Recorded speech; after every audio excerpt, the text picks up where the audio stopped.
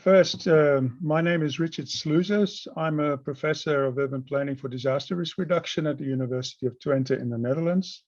And I'm the host of this Urban Thinkers Campus. On behalf of UN Habitat, Planners for Climate Action, and the World Urban Campaign, and of course, my colleagues who have been involved in organizing this event, people from AESOP, many people you will hear speak today. A very warm welcome to everybody. It's really a great pleasure for me to host you here in this event. For those of you who are not very familiar with it, with the World Urban Campaign and these Urban Thinkers campuses, these events have been organized, I think, for about 5 years now. This year, of course, because of the COVID crisis, everything is done online, I think, as we are also doing online. And I think this is the last Urban Thinkers campus that will be organized this year. I'm pretty sure it is. If not, it will be one of the last ones. And it's most of them have been involved or being connected somehow to the topic of climate change, which of course is also our subject of our meeting today. And our meeting coincides also, as you know, I'm sure, with the COP26 discussions in Glasgow. So many people who might be interested in what we have to say are also perhaps attending that event. So, but it anyway, I think, points to the pertinence of having this discussion. And I'm really happy that we've been able to put together a very nice program, not only for today, but also involving activities across the world, organized by various regional groups in the next 2 weeks. And we will conclude this Urban Thinkers Campus actually on the 16th of November. If you haven't already heard that, you can register for that closing session as well if you haven't already done so. And that's the place where we will be bringing all of these regional discussions back together to draw lessons from the discussions we've all been having. Now, this Urban Thinkers Campus is called Spatial Planning Education and Climate Action. So it's really about what the planning schools around the world are doing in relation to climate action, how they are introducing looking at strengthening the role of planning and planners in addressing the climate change issues, which are so pertinent to us today. What we're trying to do is to identify innovative and effective practices in the design and execution of spatial planning curricula. We're looking also for ways to strengthen the Planners for Climate Action network. For those of you who are not familiar with that network, you can find a link to it, of course, on the website for this event. But you can also, I will also just point out that Planners for Climate Action was born not so long ago at the COP23 event in Bonn. And it's an initiative of UN Habitat and aims to bring together practitioners, researchers, but also people who are interested in education, planning education, to strengthen the contribution of planning in addressing climate change issues. So so we do hope that the lessons and the experiences, the knowledge that we gain from this event will very much feed into the Planners for Climate Action network.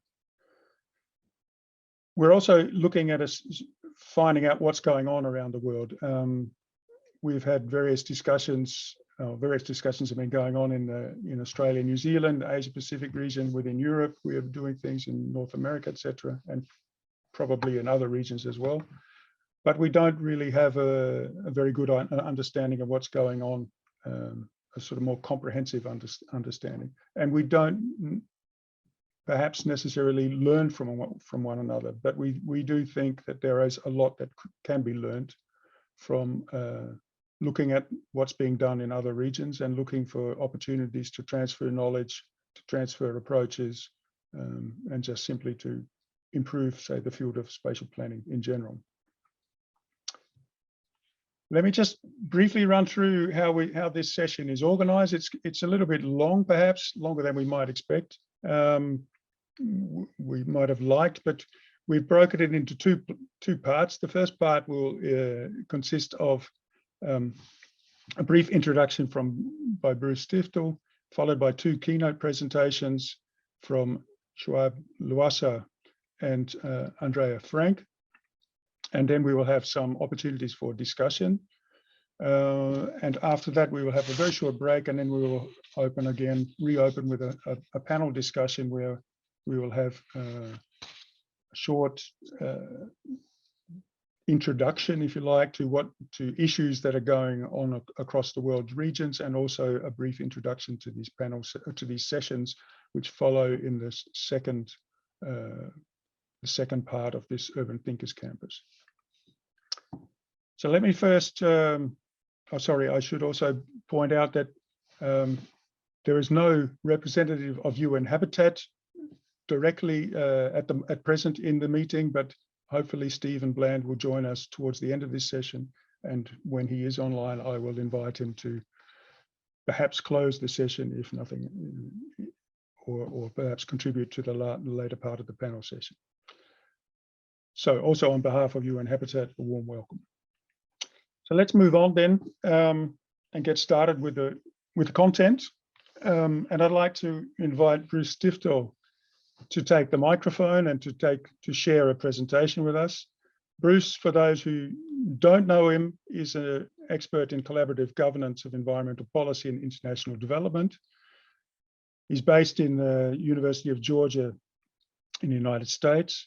He's chair of UN Habitat's Research Knowledge Working Group of the Planners for Climate Action Network. So Bruce is also very much part of this process. He's co-chair of Habitat's University Network Initiative Steering Committee. He's a fellow of the American Institute of Certified Planners, and he's received various awards for in relation to education, both from the also from the Association of Collegiate Schools of Planning, of which he's a long-standing member. So Bruce, could I invite you to share your screen and get us started? Thank you, Richard. It's a pleasure to be here. Before I start, I'll say that my colleagues at Georgia Tech would like me to say that I am on the faculty there and not at the University of Georgia, as you suggested, our sister school about 90 miles away. My apologies.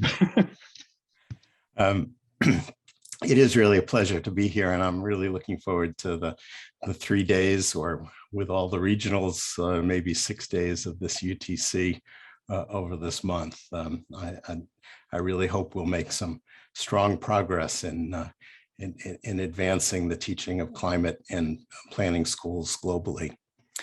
For this audience, I don't need to say how urgent climate action is. The IPCC has set 2030 as the critical deadline for action if we're going to meet the 1.5 degrees centigrade target. And of the major world regions, according to the Sustainable Development Solutions Network, only Oceania is on course to meet the SDG 13 targets by 2030. It is also true that cities are responsible for something like 70% of all greenhouse gas emissions. And cities are where the effects of climate change will be felt most acutely: sea level rise, urban heat, even hurricane and typhoon damages.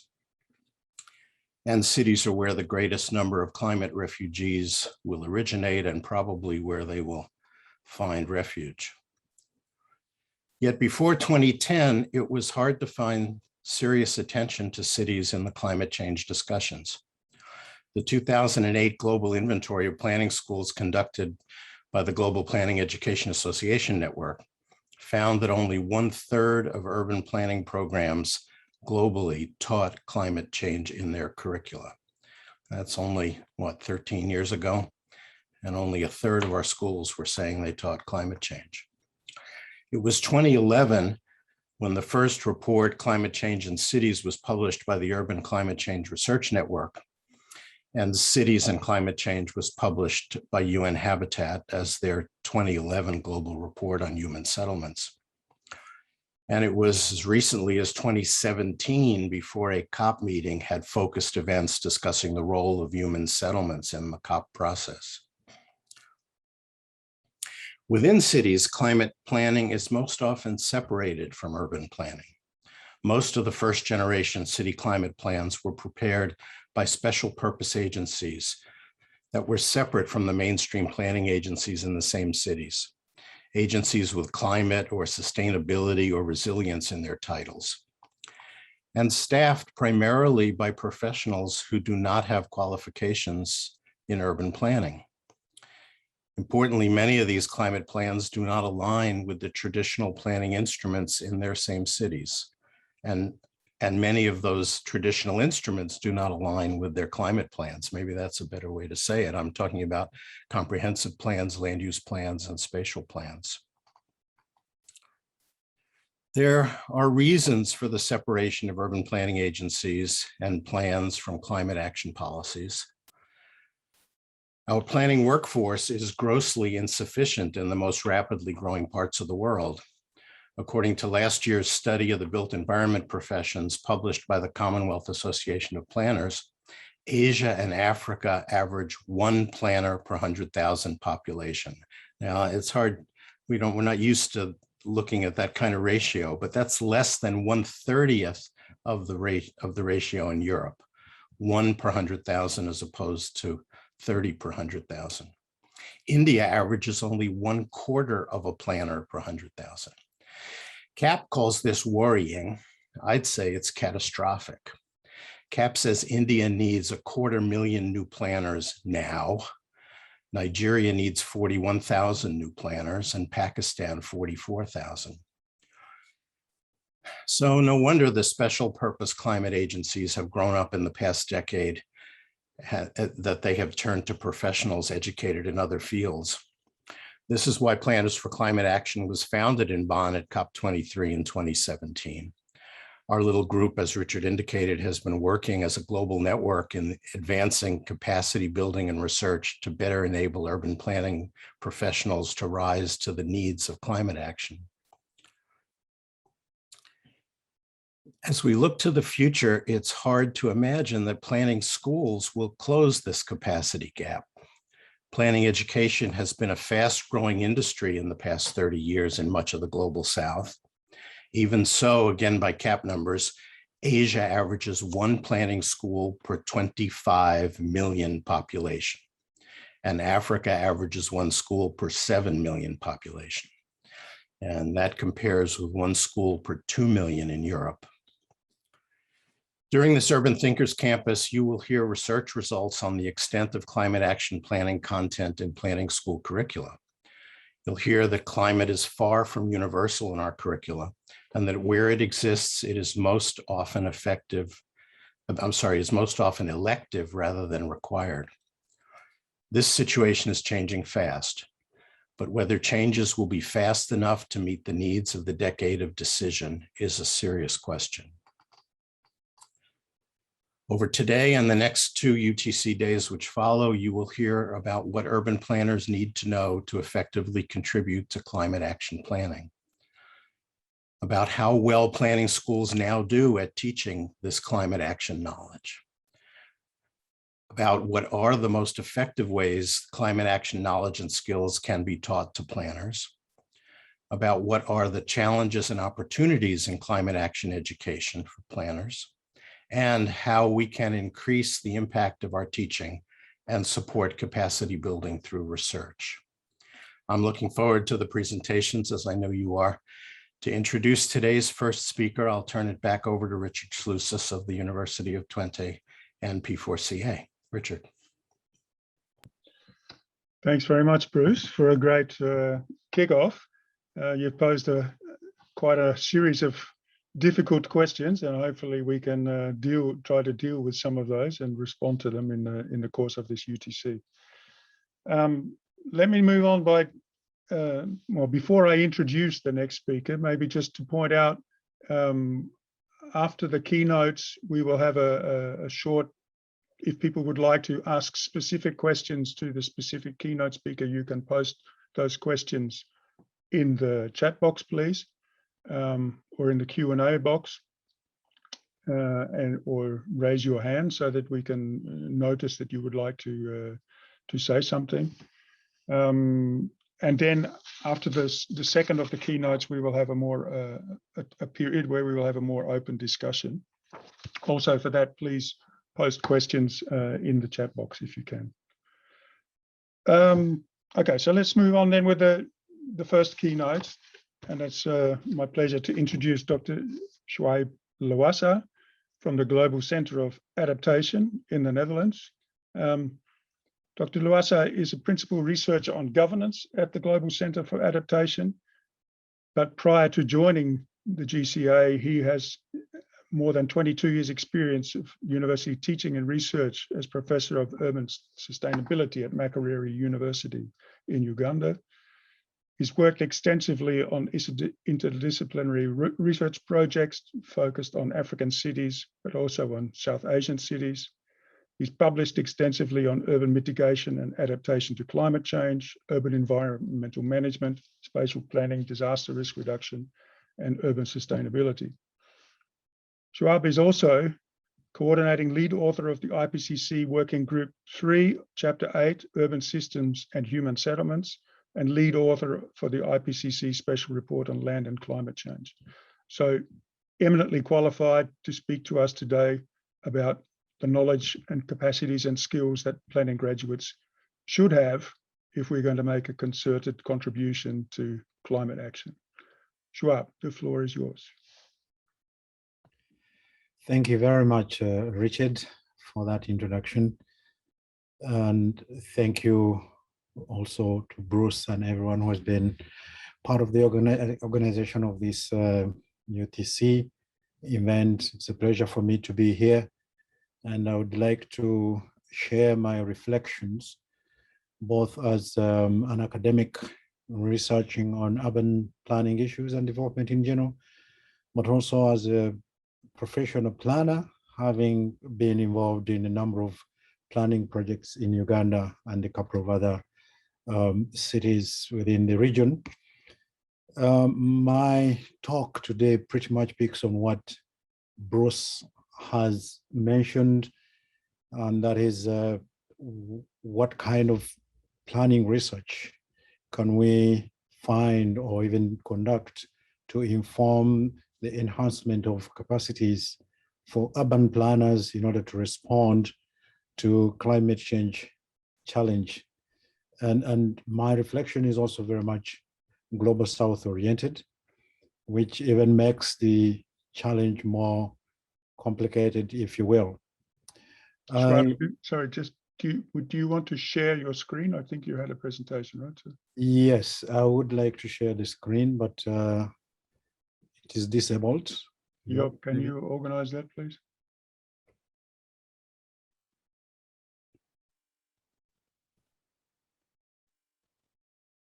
Sorry for the interruption, but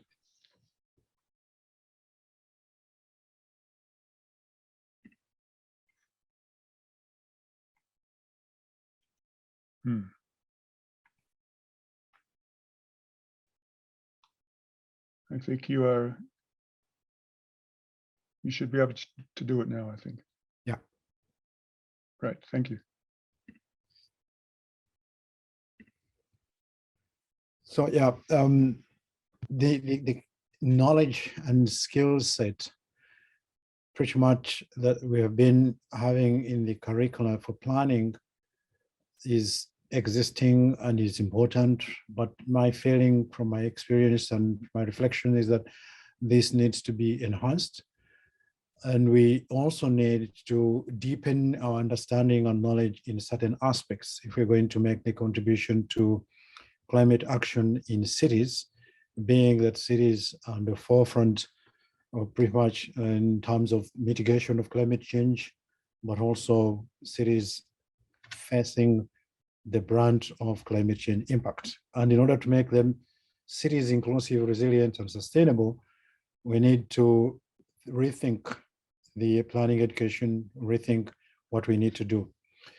I just want to flag this to show the kind of problem that we are facing as planners in the cities.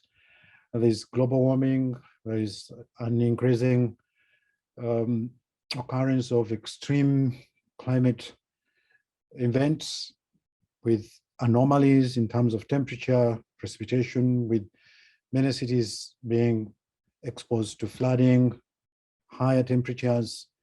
At the same time, those many cities are still growing. There are some cities that are shrinking. And from the Global South perspective, the growth of these cities is associated with deficits in terms of infrastructure, services, and opportunities. So we have conducted research on a number of aspects related to the intractable challenge in the Global South that points to some of the areas I'll come back to that need to be deepened in terms of understanding, but also enhanced in terms of skills. So if we have this kind of intractable challenge in the Global South, like Bruce mentioned, the planning curriculum is only starting to integrate and mainstream climate change education as a requirement, but it's pretty much as an elective. But in practice, the response is also very much on ad hoc basis or standalone climate plans, as mentioned earlier, and a little bit of mainstreaming. But what perhaps we need to be driving towards to is how we can utilize the window of comprehensive planning so that we integrate climate resilience and adaptation pathways and mitigative pathways in cities into comprehensive planning. That is going to be very important. And I'll spend a little bit of time on this slide, which tries to frame perhaps how we can respond as planners to climate change challenge. We need to rethink the approach to planning, and we need perhaps to plan differently in different ways, because in as much as planning has always been multi-objective, there are additional issues that need to be dealt with in the planning process and their implementation. So climate change is one, but we also need to bring the broader disaster risk reduction field, because the many cities that are facing multiple disaster risk profiles, not only climate change threatened, and sometimes these compound to even make the problem more wicked, if you will. In the Global South, there are many development deficits. Although in the Global North, it has a lot to do with requirement for retrofitting and making some of the cities more compact and walkable. In the Global South, it is deficit in terms of infrastructure, water, transportation, sanitation, housing, and even opportunities for livelihood. So you have climate change challenge, you have disaster risk profiles that may not be related to climate change, and then you have, in addition, development deficits and the need to create opportunities for many people. The understanding in planning education has always been that when you have analyzed the city profile in the multi dimensions, then you formulate a plan, and somehow seamlessly opportunities will be created because the urban labor force will be absorbed by the economic machinery of the city. In many developed the Global South cities, that is not happening seamlessly. It is happening, but not at the rate at which the urban labor force is added into the city through migration, but also urban growth. So this brings me to also the complexity of the spatial form or the urban form in the Global South and the Global North as well, but focusing on the Global South, where it is now a mix of land use and activity systems. So you have cities within which you have, natural areas like forest stands, agriculture fields. You have power plants almost in the center or in the middle of different residential areas and other activities. And you have a crisscrossing of multiple highways and transportation systems like rail lines. This requires a new way of thinking, and you can think of that as having been added layer by layer. But the question is the analysis done in an integrated way? So this framework that I want to share today has informed a lot of what the kind of work we have done in some of the cities mentioned earlier, in terms of on the ground experiential and empirical information, empirical research about what opportunities can exist or there exist that could be enhanced through planning. What is the climate risk profile? What are the deficits? And how can cities and municipalities respond? And it seems as though that there are three different elements of the urban integrated system that we need to deepen our understanding through research that can inform new ways of planning and new types of plans, spatial plans, and perhaps new different cities that would be resilient. And that has to do with systems, not just systems that we can think of as blue, so surface water, and green, natural vegetation or curated vegetation, and as well as gray. And what this framework suggests is that you may not find one single equilibrium of balancing these together with human and cultural, but perhaps you may need multiple equilibria for that. And these three different elements of blue, green, and gray, if very well integrated through deepened understanding or knowledge, they can enable adaptation.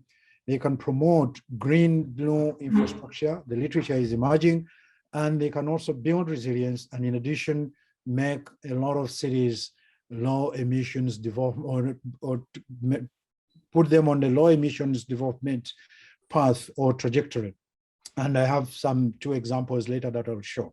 So this seems to be a very important framework that we can use to figure out which areas do we need to deepen. And the key element of these three system features of these urban areas is to do with what are the core benefits and the synergies between this, and how can you minimize the trade-offs, because it's not always that you will get the core benefits and the synergistic interactions there. But if there are trade-offs, again, in planning, we should be able to come up with strategies to minimize the trade-offs between the green, blue, and gray infrastructure systems.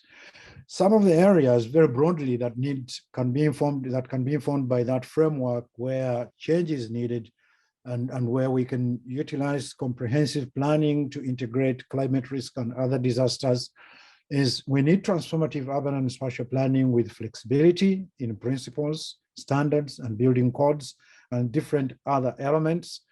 We also need alternative solutions and perhaps multiple system configuration for infrastructure, even if it means to embrace and deal with what might be called disruptive technologies for energy, transportation, sewage systems, different strategies of decentralized technologies or on-site technologies. And then we can look at what are the possibilities for regulating that or guiding these kind of alternative systems that are different. And these systems can also work alongside the established large-scale networked centralized type of systems. And one other key area in comprehensive plan that needs to be rethought is how the plan can also be a vehicle for creating opportunities. And from the Global South perspective, we have looked at informality as part of the city fabric that needs to be almost like pulled down and then redone. And that has been tried several times. That experiment has worked to some extent. Perhaps the experiment has largely failed. But then the question is, how can we embrace it? And how can we look at the potential in this emerging sector through organic upgrading, urban tinkering, so that no one is left behind in order to achieve the SDGs and contribute to that. And the other, which is also connected to the framework, is how we can rethink future cities. And I'm talking about cities where now there is that are developing as a result of maybe new economic opportunities, like in the case of Africa, where a lot of countries are still thinking about oil, mining. The relationship of the urban fabric, the built-up environment with nature also needs to be rethought. And governing nature in cities needs to transcend just biophilia, our connection to nature through flower vases and a few plants around needs to be rethought so that it is comprehensive enough that it adds to adapting to global warming, to adapting to climate-induced flooding, but also can have impact or core benefits of health benefits in terms of improving air quality. So transcending biophilia is going to be very key. And then on that, you can add the issue of green and blue infrastructure that would give us almost the same service as the gray infrastructure, that is the concrete and steel type of infrastructure. So this is based on my reflections. These are the areas where we have learned that we need to deepen first our understanding, but also to develop skills for an urban plan. And these are not new areas, but we're thinking about going beyond what we are doing currently. We've talked a lot about, and we've practiced a lot in respect to participatory planning, but can we then move on to transdisciplinary? Is it possible to get some of the planning outputs to be developed in a transdisciplinary manner where they are co-produced with comprehensive institutional mapping, social inclusion, needs assessment that is sociocratic in nature, in the sense that we are bringing people back in the center of an urban plan. And then the other area is about pathways. I mean, we have structure plans, development plans, and we always develop alternatives and then make a decision around them. But those tend to stop at that point and not identify pathways that could be, the means through which the plan objective or objectives can be attained. And this whole process of visioning, scenario development, bringing and going beyond the city jurisdiction to the city region for territorial planning, and then identifying pathways for that is something that needs to be enhanced, and a planner needs this knowledge and skill set to develop that. And of course, we've always talked about systems approach that are integrative, bringing back green and blue core benefits, but the key element to it is how do we then use that as a vehicle for creating opportunities. Institutions, there's a lot talked about how municipalities and institutional arrangements need to change, regulations, the plans themselves, it's some form of regulation for development, but how do we address the issue of multi-level governance to take it to city region level? Association of College and University Housing Officers. Oh, yeah. Yeah. Mark, Residence people. Mark, I think your microphone is on. Sorry, sir. Okay, and then the issue of understanding uncertainties, and climate change is one of perhaps that set of uncertainties. But as I said earlier, there are other disaster risk profiles that also need to be brought into consideration. Risk reduction, adaptation, and resilience building. How do we plan for uncertainty? Perhaps not the best example, but how do we integrate the lessons learned from Hurricane Idai in Mozambique and Beira? How would you address that? Or from the global north, how would you integrate in a plan or revision of the plan in due consideration of the storm that hit the southern part of the US? These uncertainty also, we need to address this, and it's a somewhat gray area in terms of what kind of knowledge that we need to know, but also the skills and the curriculum to address that. And one interesting aspect in terms of competencies for the future planner has a lot to do with the pathways need to be framed within transition theory and practice, of course. But these pathways, identification of those pathways, and any kind of implementation on the ground of the different pathways would require a planner to be a negotiator, a planner to be a mediator. And some examples are emerging around that. In Kampala, we have what we call planning bazaars, which basically takes the planner to the community, and it has yielded some success in terms of widening roads with self-demolition by the developers, which has never been seen before. But then how can that skill be enhanced to facilitate and enable the attainment of the pathways that would be in the comprehensive plans and contribute to achieving SDGs, particularly climate change action from the planning perspective. Now, these are the two examples I want to share as I close. And that we can, for cities that are existing and have grown largely organically, there is a possibility to tinker and plan these cities and build on what is there and minimize destruction by greening and utilizing multiple infrastructure systems of various scales, and at the same time also create opportunities. So just an example of one of the neighborhoods that we planned that would be a low emissions neighborhood, and you know, taking advantage of the resourcefulness of the land in terms of urban agriculture, managing the blue spaces and the green spaces beyond urban agriculture, also, you know, enabling different types of energy sources for different uses, as well as industry, co-locating activities and transportation systems that would enable adaptation to climate change and build resilience. This nature of planning also can lead to opportunities in terms of local economic development that are direct to call for employment, but also indirect. And that could also come through green infrastructure, and then you can start talking about green jobs. But then on the lower side here, there's an interesting case that illustrates the multiple infrastructure systems or heterogeneous infrastructure systems, where with consistent chronic and persistent deficit in sanitation, a new business model has emerged where you have small, micro, and small enterprises that manage human waste from existing facilities to a centralized facility through what they call the Galpa-M technology.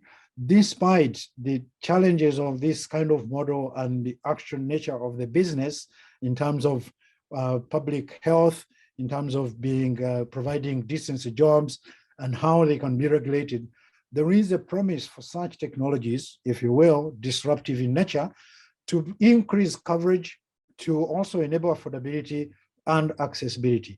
Now, planning research should deepen the knowledge on how to achieve this. Yes, there are many challenges even with this model and several others around water, transportation, the Okadas and the border borders and the like, but there is perhaps an opportunity, even if it means that this would be also part of the overall transition from, you know, closing the deficit gap as larger scale infrastructure is built over a long period of time. In the Global South, from experience, we've seen that plans are formulated but implemented 30 years down the road. Infrastructure is planned and implemented 20 years down the road. So which means that the growth of cities is not matched with the investments, the planning, first of all, and the investments in infrastructure. So even if these models imply to be part of the transition pathway to later on large-scale infrastructure, we feel that from the lessons learned that there is an opportunity and potential to bring decency to this informality, to also be able to deal with public safety, public health safety, and also regulation, whether it is self-regulation or some kind of guided operations of these different businesses in the city. And I would like to thank you very much with that, to listen to my reflections. Back to you, Richard. Good, thank you very much, Schwab. Very nice presentation. I did mention in the chat that it's possible to post questions via the Q&A box, which is available at the bottom of your screen. No one has done so yet, but maybe just while people think of questions to ask, and as I said, we will also have another round of open discussion a bit later after the second keynote. So you can post questions now also for Schwab to do within, but maybe just trying to connect a little bit to what Bruce was saying earlier. Bruce was pointing to lots of to the very large capacity gap, you know, a great shortage of planning professionals. From your experience in Makerere, do you see that this is improving this situation, and or do you see from your experiences in you know, talking with universities in other places, other countries, signs of improvement, and how can we go to scale, you know? Yeah, thank you for that, Richard. Yeah, there are signs of improvement in terms of capacity development. The challenge that I see is on the side of absorption of the professional planners into the public sector and the private sector to spur and take planning to scale. So the public sector is quite limited in terms of absorption rates for planners, but the output from the universities is pretty much now starting to improve and increase. And the private sector, there aren't many as opportunities as there are in other fields for planners to be part of the engagement and planning in a lot of these cities, particularly secondary cities and other human settlements in the case of Uganda. So you still have a backlog in terms of the number of planners needed for every city, however small they are, or urban area, in proportion or in comparison to the population being served. However, there are some small signs, if you will, of improvement in terms of on the side of capacity development and education. It is now the issue of absorption, which is framed in many ways like budgets for governments, and local governments have a challenge around that. A lot of secondary cities are very low budgeted municipal authorities. So there are limitations on the absorption rate, but there are signs of improvement. Good, thank you. Let's maybe move on with the second presentation, second keynote, and I would also introduce Adriana Galvarisi, who is a colleague and will be sort of co-moderating this session. And maybe Adriana, you can help also with the discussion which will follow. Yeah, thank maybe you, Richard. I want to thank also the previous speakers, also for the reference to the important aspects to consider both climate issues with disaster risk.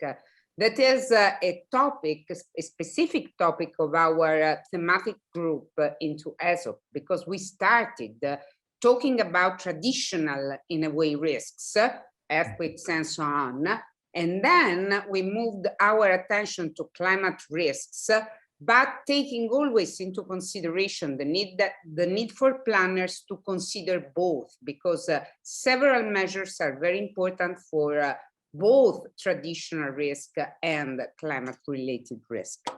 Okay, I don't want to consume more time, and I want to introduce the next speaker, that is Andrea Frank, Associate Professor from University of Birmingham and a very active member of AESOP, the European Association of Planning Schools, that through our thematic group, in a way, as an important partner of this initiative. Andrea, please, the floor is yours.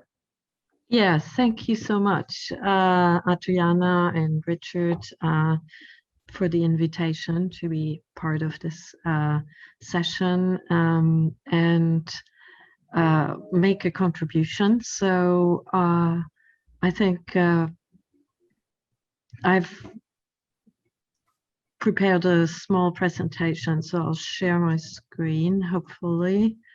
Can you see that? Can you see my screen or not? I don't know. Yes, we can see it.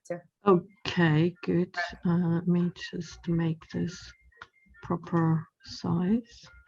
And then we can go on. I have been asked to speak about the influence of professional accreditation and how that could... Sorry, Andrea, if you can put into presentation mode, because we see also your notes and so on. Oh, okay.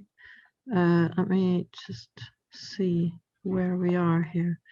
I'm not in my usual office, so screen 2.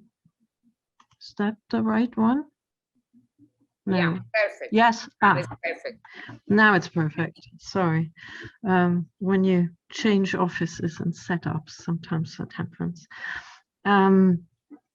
So in essence, I think the agreement from the two previous speakers, and especially Schupp, has been that spatial planning can help mitigate effects of climate change, and perhaps more importantly, help with adapting cities to be more resilient to the changing climate, such as prolonged heat and drought periods, heavier precipitation and flooding events, etc. So planning education needs to deliver the skills around climate change, as well as others that assist in perhaps linking with other professions, because we cannot tackle this alone as planners. So it's worthwhile. Let's see if I can move this on. I want to address 3 points in my presentation.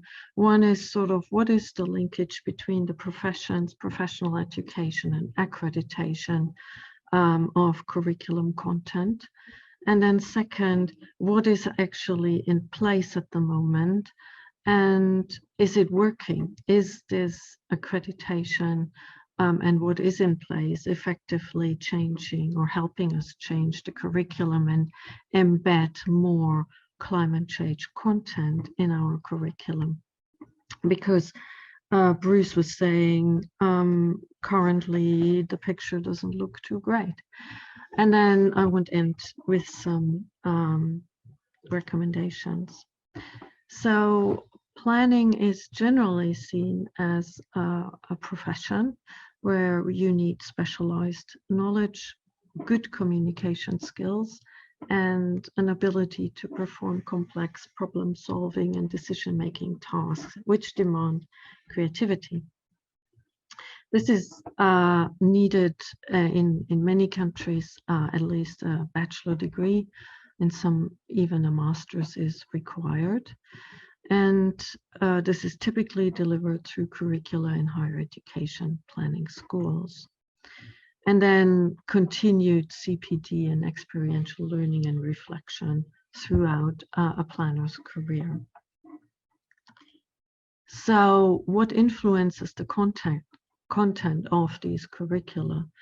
Well, it's of course the professional profiles of that we have in variable that varies between countries. There's the academic interest of those who teach, their judgment and expertise, national legislation, policies, laws, and the demand from employers and increasingly students voicing interest and concerns, what they want to learn. This is often found sort of summarized in accreditation criteria and benchmarks, which are set by governments or together with professional societies. So what is the purpose of accrediting study programs? Well, it is really what we see here. We want to ensure fitness for purpose, that graduates really can fulfill their roles, are qualified or employable, and do no harm to society in their work through, malpractice.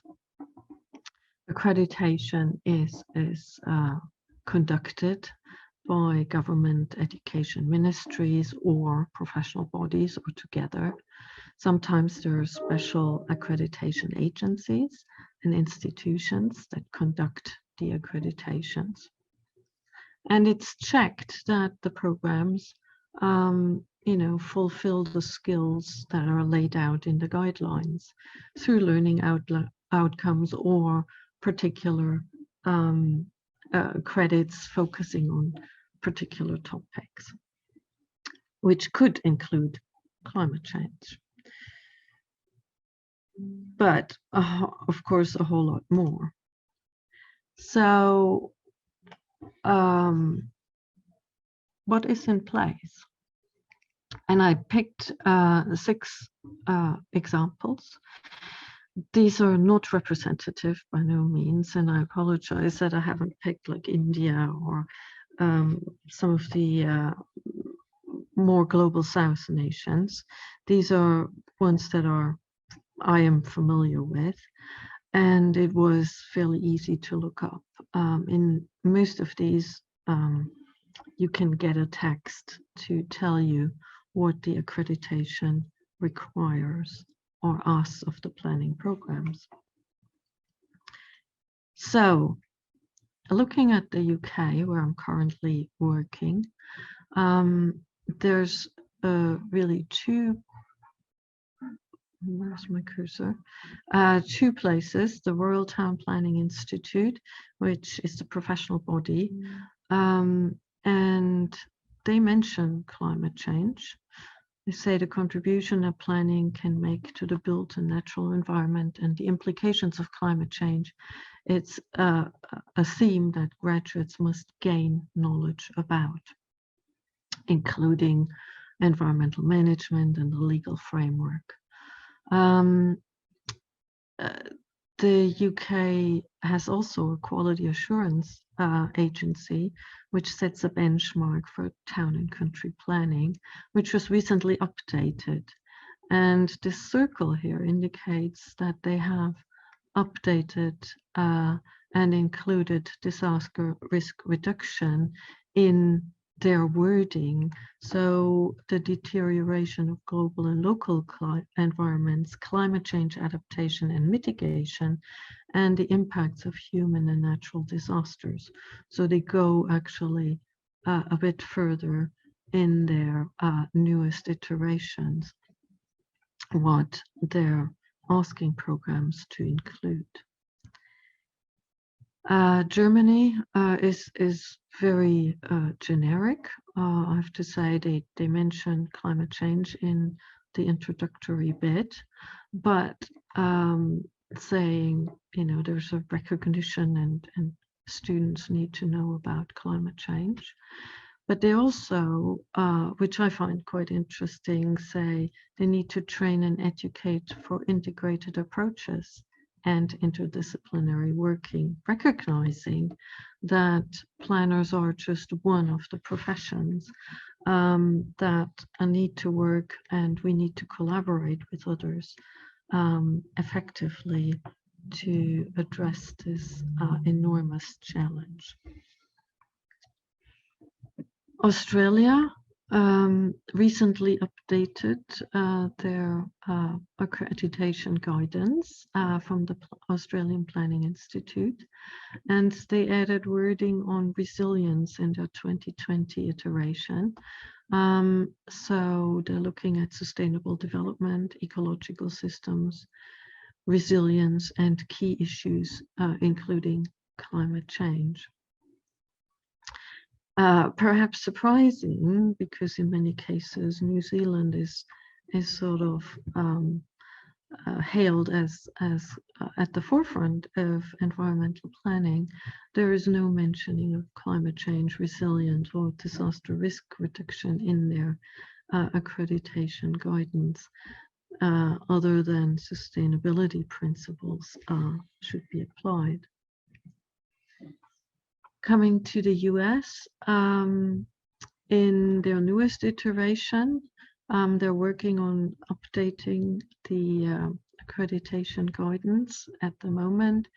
It's under consultation in the second round, but the proposed text is quite inclusive, talking about sustainability, resilience, climate justice, which is quite an interesting point to make, and then reducing the impacts of climate change.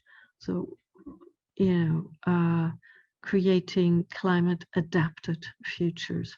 So this is probably the most sort of forward-looking one that I found recently. Now, these sound, you know, we're going in the right direction. It will take time to percolate through.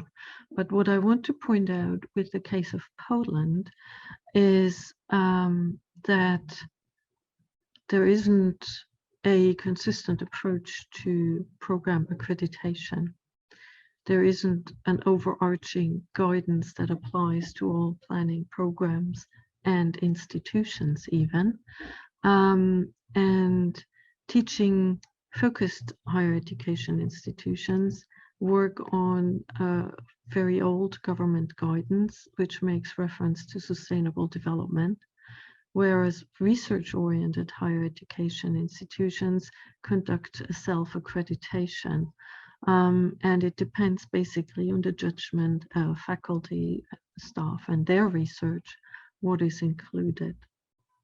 Now, this might sound depressing, but it also could be positive. So there's always the glass half full and half empty when we look at these.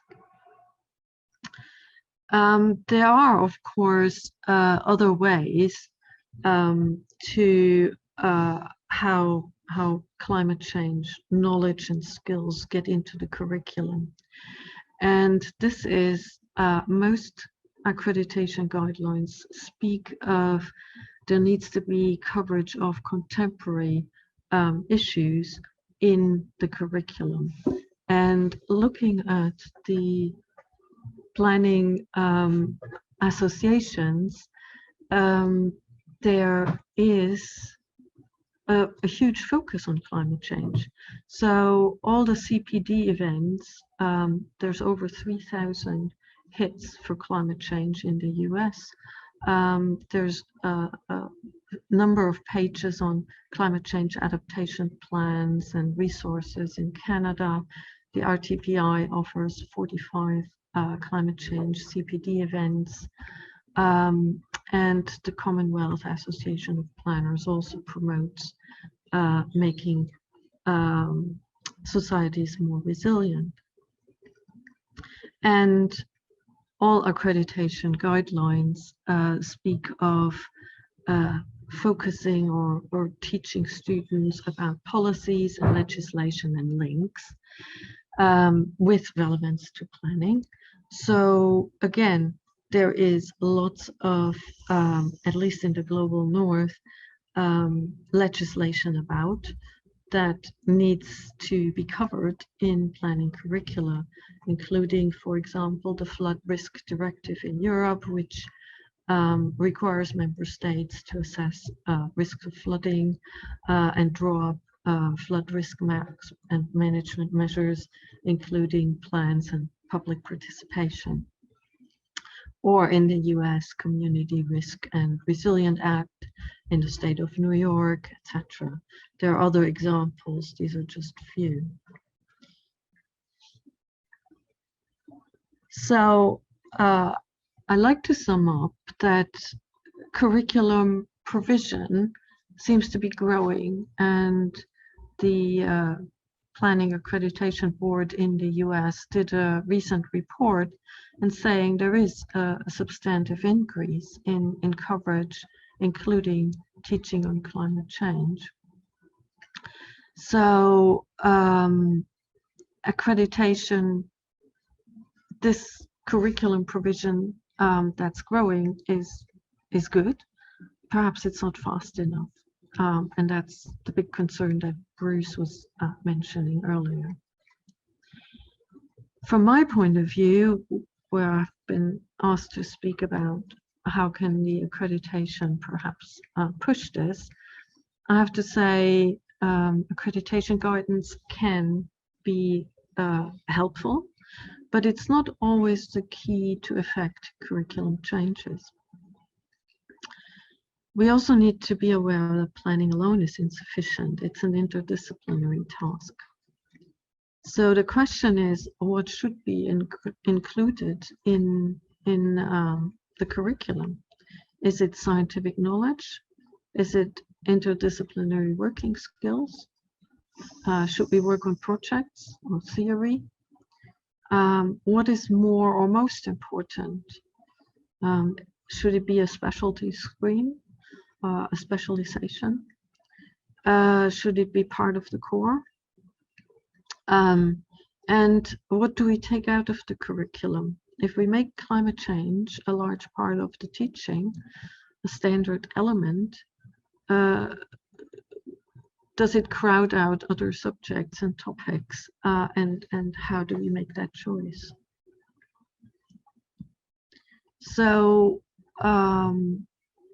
as recommendations, I think a strengthening a requirement to include climate change knowledge and skills in program accreditation where it works, where it's effective, is probably a useful tool. It can enhance the learning and knowledge and push institutions to include it in the curriculum if they haven't done so already on their own volition. I think accreditation curricula need probably more frequent reviews. In some countries that's not done frequent enough, I think, as we have seen also with the Polish example. But we need to be aware that this is not probably a panacea. It will not work in every country because the standing of the profession is different and how programs are accredited varies significantly. So my plea would be schools should not wait, and we should share good examples of teaching and spread the word and do it regardless of accreditation requests or requirements. And I'd like to thank you all for listening. Let me find a stop to share. So, getting back.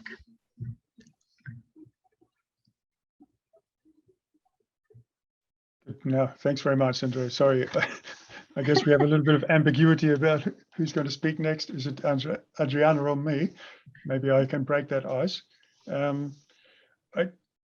I think one of the things that struck me a little bit, you mentioned, was interdisciplinarity, and it came up also in the earlier presentation of Schwab and also of Bruce, I think.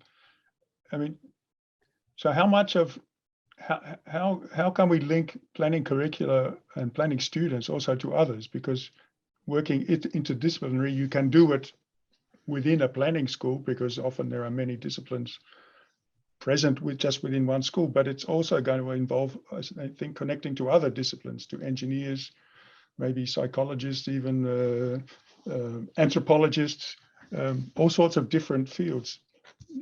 Are there experiences with that in looking for this building truly interdisciplinary or even transdisciplinary curricula to tackle issues like as complex as climate change? That is probably one of the stumbling blocks and the difficulties that hasn't been really truly achieved.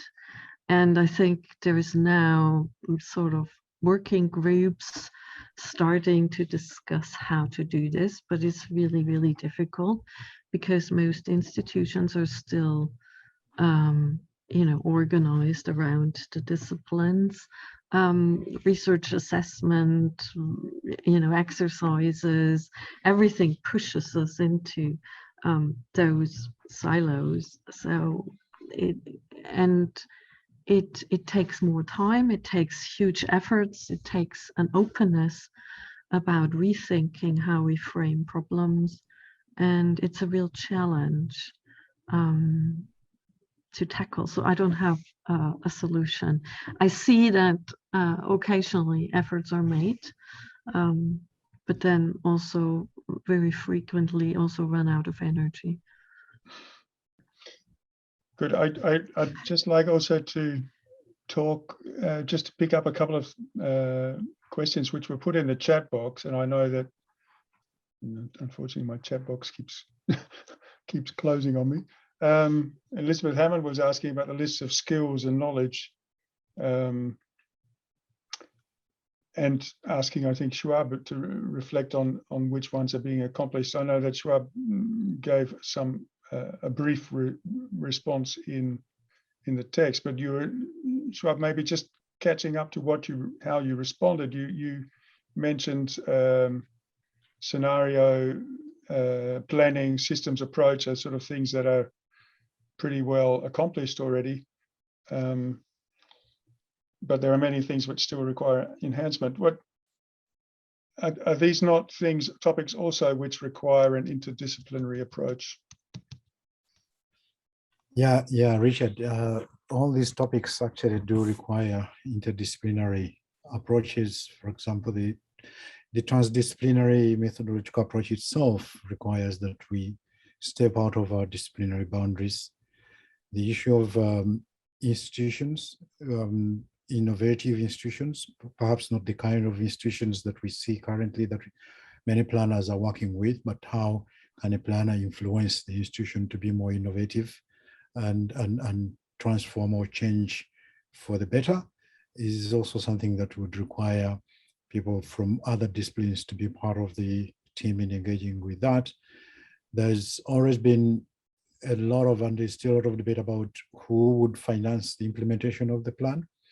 And there's a little bit, I know there's literature and other engagements around small savings from communities and the change that has ensued with those small savings, but how much of that we know in terms of its potential to scale up is something that would also require experts in that area on long-term and near-term kind of investment finances for investment mobilization as well. So I feel that the scenarios development and approach and the systems has been part of planning, but not that to the level which kind of finds the balance between the elements, the 5 elements of green, blue, gray, human, and cultural. So I think what needs to be enhanced there is how do you really find that? And I feel that the scenarios could be a good way of doing that, around which or with which then pathways to getting to where we want to go can be also identified. Yeah. Mark Seasons, you also posted a comment in the chat box. Do you want to just speak to that about the siloing in planning schools? Thanks very much. Thanks, Richard. Again, enjoying the presentations very much this morning. This issue of being siloed or too narrowly confined or framed in planning schools is interesting to me because it's something that's been really discussed, I think, for at least 50 years. It need to be interdisciplinary, at least from late 60s on in many institutions. I'm wondering why, and I'm concerned that we're still thinking about the need for interdisciplinarity. Are we really that siloed in our planning schools and planning programs still? That's my question. And I'm just intrigued by what Andrea's found about that, or your perceptions, or anybody else in the panel. Are we really still so constrained and siloed in our approach? Thanks. Thank you. Andrea, do you want to react to that? Well, I mean, I have to say, some schools are better than others. You know, I would certainly say, studying at the University of Michigan, we were actually pushed to take credits in absolutely different colleges. So I actually went and had a class in the literature and in the politics department and so forth. But it was a requirement. We absolutely had to do that. And we felt like fish out of the water. So it's not an easy thing to do. In many other places I have since worked, there are cost centers and you don't want the students to go elsewhere. So yes, actually, the institutional structures don't necessarily help. And then it depends. Sometimes you are in a college, so there is a wider a range of things when you're in geography or together with architecture, so you're linked with design. So there is a little bit of inbuilt interdisciplinarity, but it's not in the sort of broadest sense, and how far it could be, and perhaps how far it has to be, to allow us the greatest creativity. I think it's a matter of inculcating a culture, but also having the structural support to almost compel people to be exposed to other influences, other disciplinary fields, and so forth. Thank you very much. Yeah, I'd like to come there, Richard, and say I was just going to ask you, so go ahead.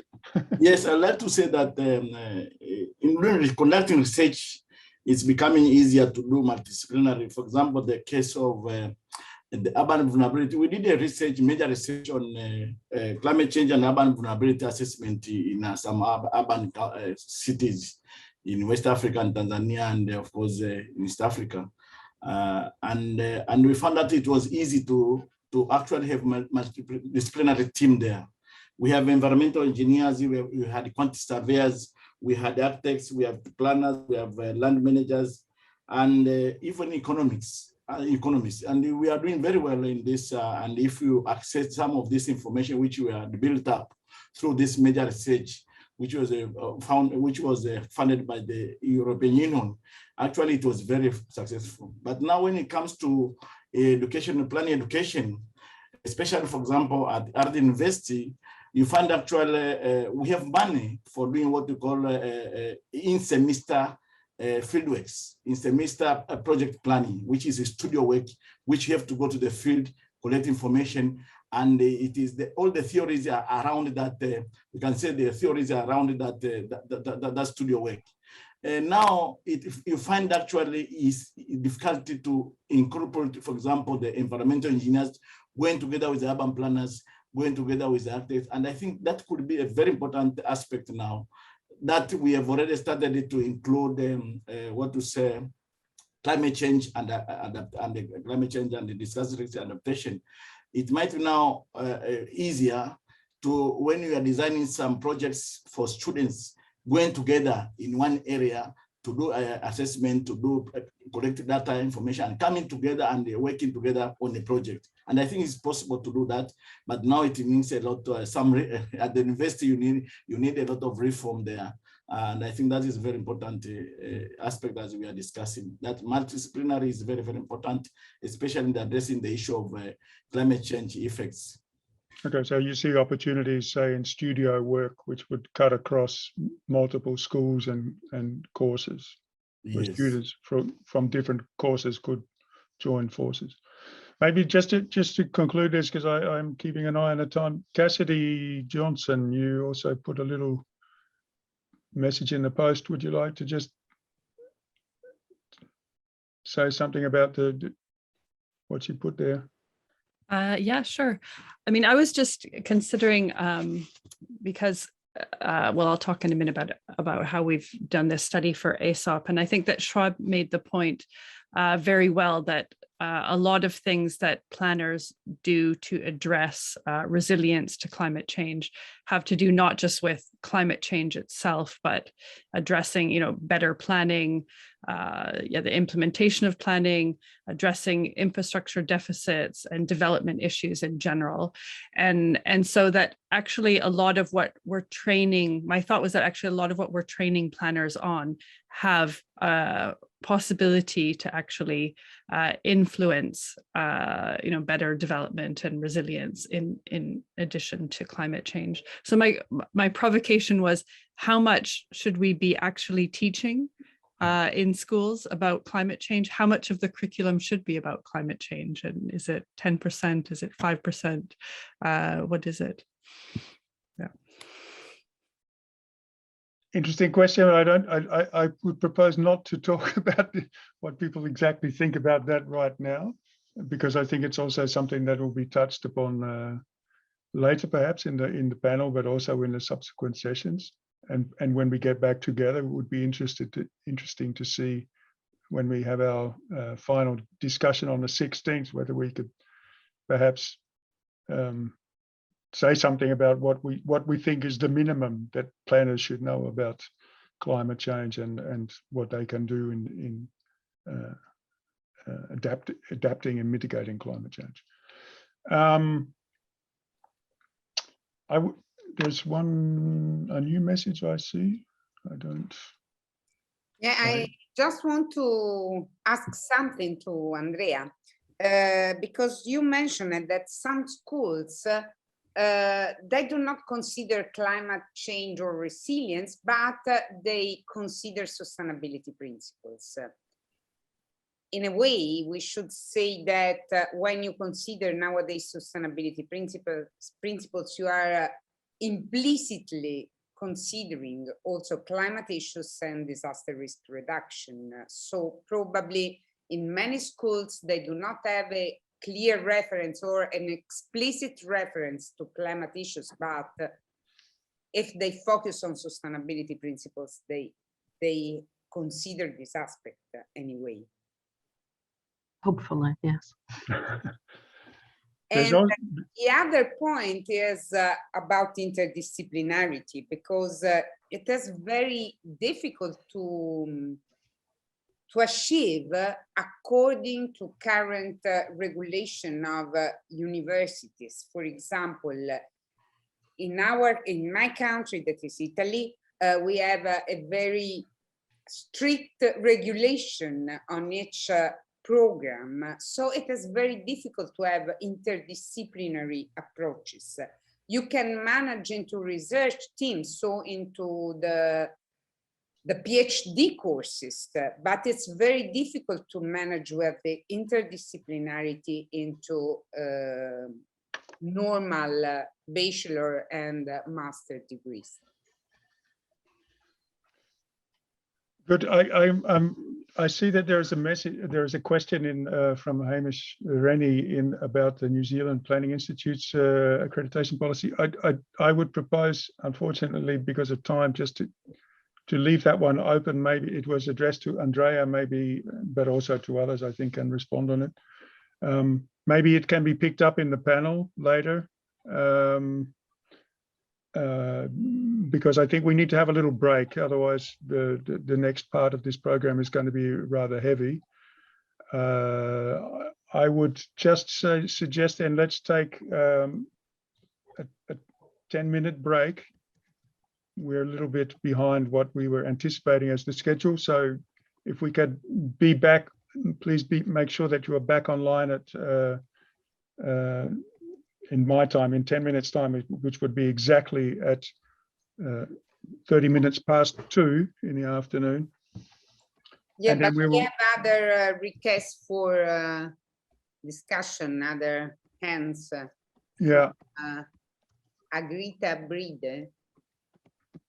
Yeah, I do think though we need to keep a break. So maybe we will, I hope that we will have still a little bit of time after in the panel also for additional questions. So I'm sorry, but keep your hands, well, shout out when when we're in the second part. Yeah, so please go and stretch your legs, get a drink or something, and come back in 10 minutes and we will reconvene.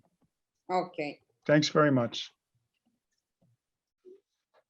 For those of you who are still with us, I've just put a little announcement in the chat box.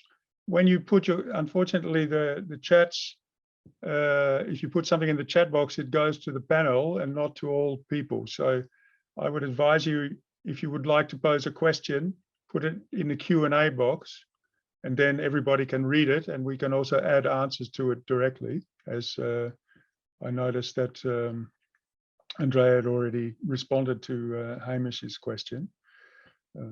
So thanks for doing that. And I understand that Hamish has left already because of, I think he or she is in New Zealand, which is, so that's very early in the morning.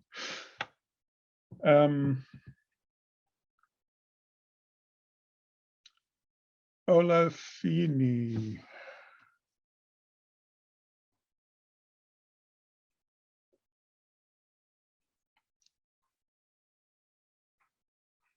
Alphonse, you have your hand up? Or? Yes, I'm here.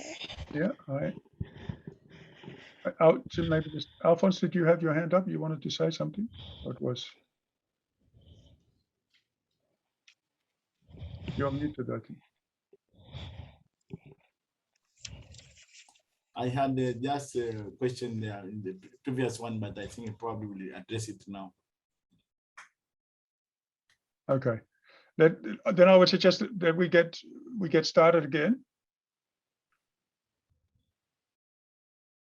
So Olafini, I think it's up to you to organize the panel and get us through this the next part of the process. Thank you, Richard. Hello, everyone, and welcome to the panel discussion. The keynote speakers have touched on very critical issues affecting planning, spatial planning, education, and climate action. I've just noted some of the key points that included the issue of skills, of capacity development, the issue of interdisciplinary approach, as well as collaborations between the planning schools and the sector in practice. And today we have our speakers. Some of them are both practitioners as well as academia. So we will be able to get that comprehensive approach, and they would also be representing the different regions that they have from. I'll just do a brief introduction of some of our speakers today. We have Professor Anna Oliman. She's an associate professor in urban planning and assistant dean, research and training at the Faculty of Architecture, Building and Planning at the University of Melbourne, Australia. We also have Professor Mario Reyes. He's the Dean at the University of Philippines School of Urban and Regional Planning, DUMA, and is the president of the University of Philippines Planning and Development Research Foundation. Is currently the Asia Pacific representative of the steering committee for the Habitat Partner Universities Initiative. I think this is an initiative of universities in collaboration with the UN Habitat. We also have Professor Cassidy Johnson. She's a professor of urbanism and disaster risk reduction at the Bartlett Development Planning Unit, the University College London, where she researches and teaches about disaster risks, post-disaster recovery, and climate change adaptation. We have Professor Elizabeth Amin. She's an associate professor of regional planning in the landscape architecture and regional planning development at the University of Massachusetts. She's also the graduate program director for the PhD in regional planning. We have Professor Alfan Casey. Is a researcher and consultant in the field of human settlement planning, development, and management. Is an associate research professor at the Institute of Human Settlement Studies at the University Dar es Salaam in Tanzania. We have Professor Michael. She's a professor of urban and regional planning at the Department of Geomatics, Engineering, and Land Management at the University of West Indies, the St. Augustine campus, Trinidad and Tobago. We have Professor Joan Demertis, is a research professor at the Department of Urban Planning Projects at the University Center of Arts, Architecture and Design, University of Guadalajara. Is also the director of urban planning projects at DONEM. We have the last but not the least, Professor Nabel El-Hadi. Is an architect and professor of architecture at the Cairo University, Egypt, where he teaches history of urban form, urban design, aesthetics, experimental design, and architectural criticism. Is both a practicing architect and urban designer. My first question today will be going to Anna. Anna, you've recently undertaken a study of curricular content in climate change in Australia and New Zealand. When was this study, what was the study about, and what are your main observations at the level of attention for climate change issues in planning schools? Thanks very much. Anna. Yeah, thank you. Can you hear me now? Yeah. Yeah, I think in listening to the keynote speakers, there was a lot of, I guess, similarity in some of the issues that we were exploring in our research. So we conducted a content analysis of a sample of urban planning curriculum documents from different subjects in different degrees across Australia.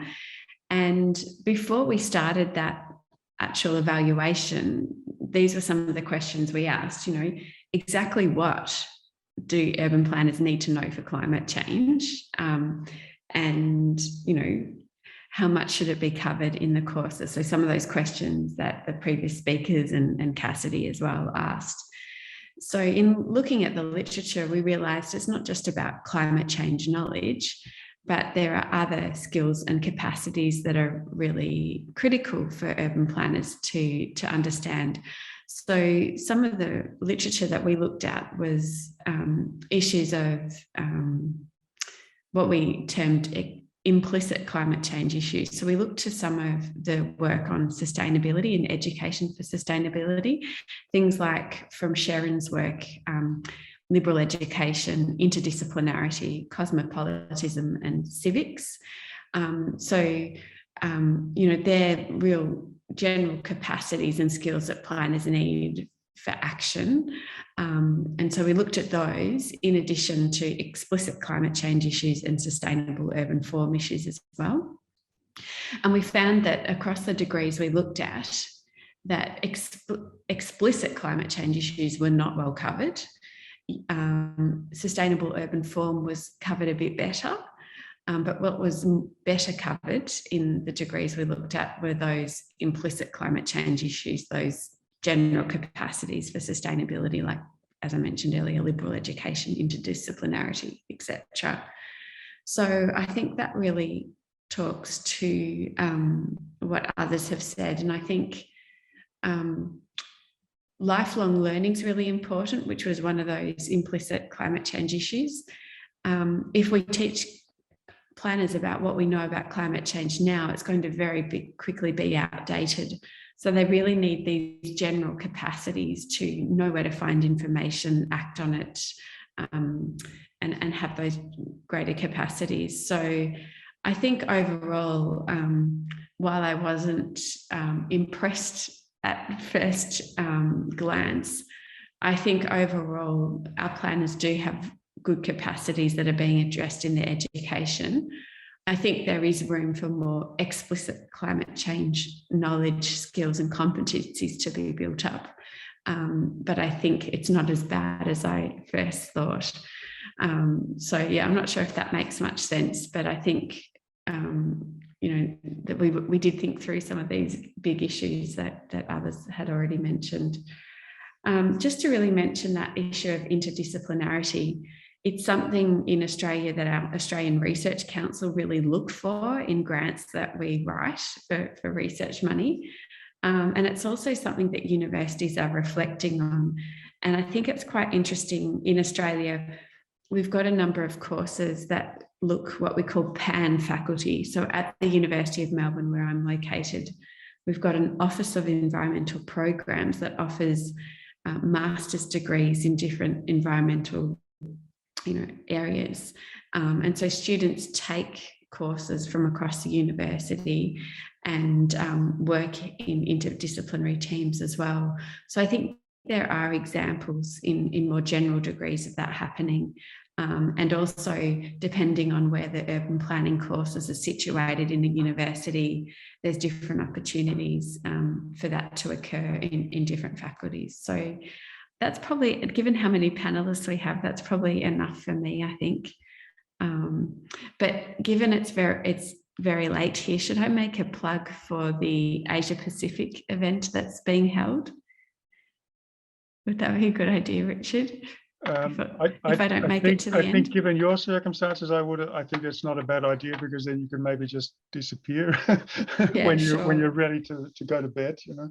Yeah, it's an interesting conversation. So hopefully I'll last the distance.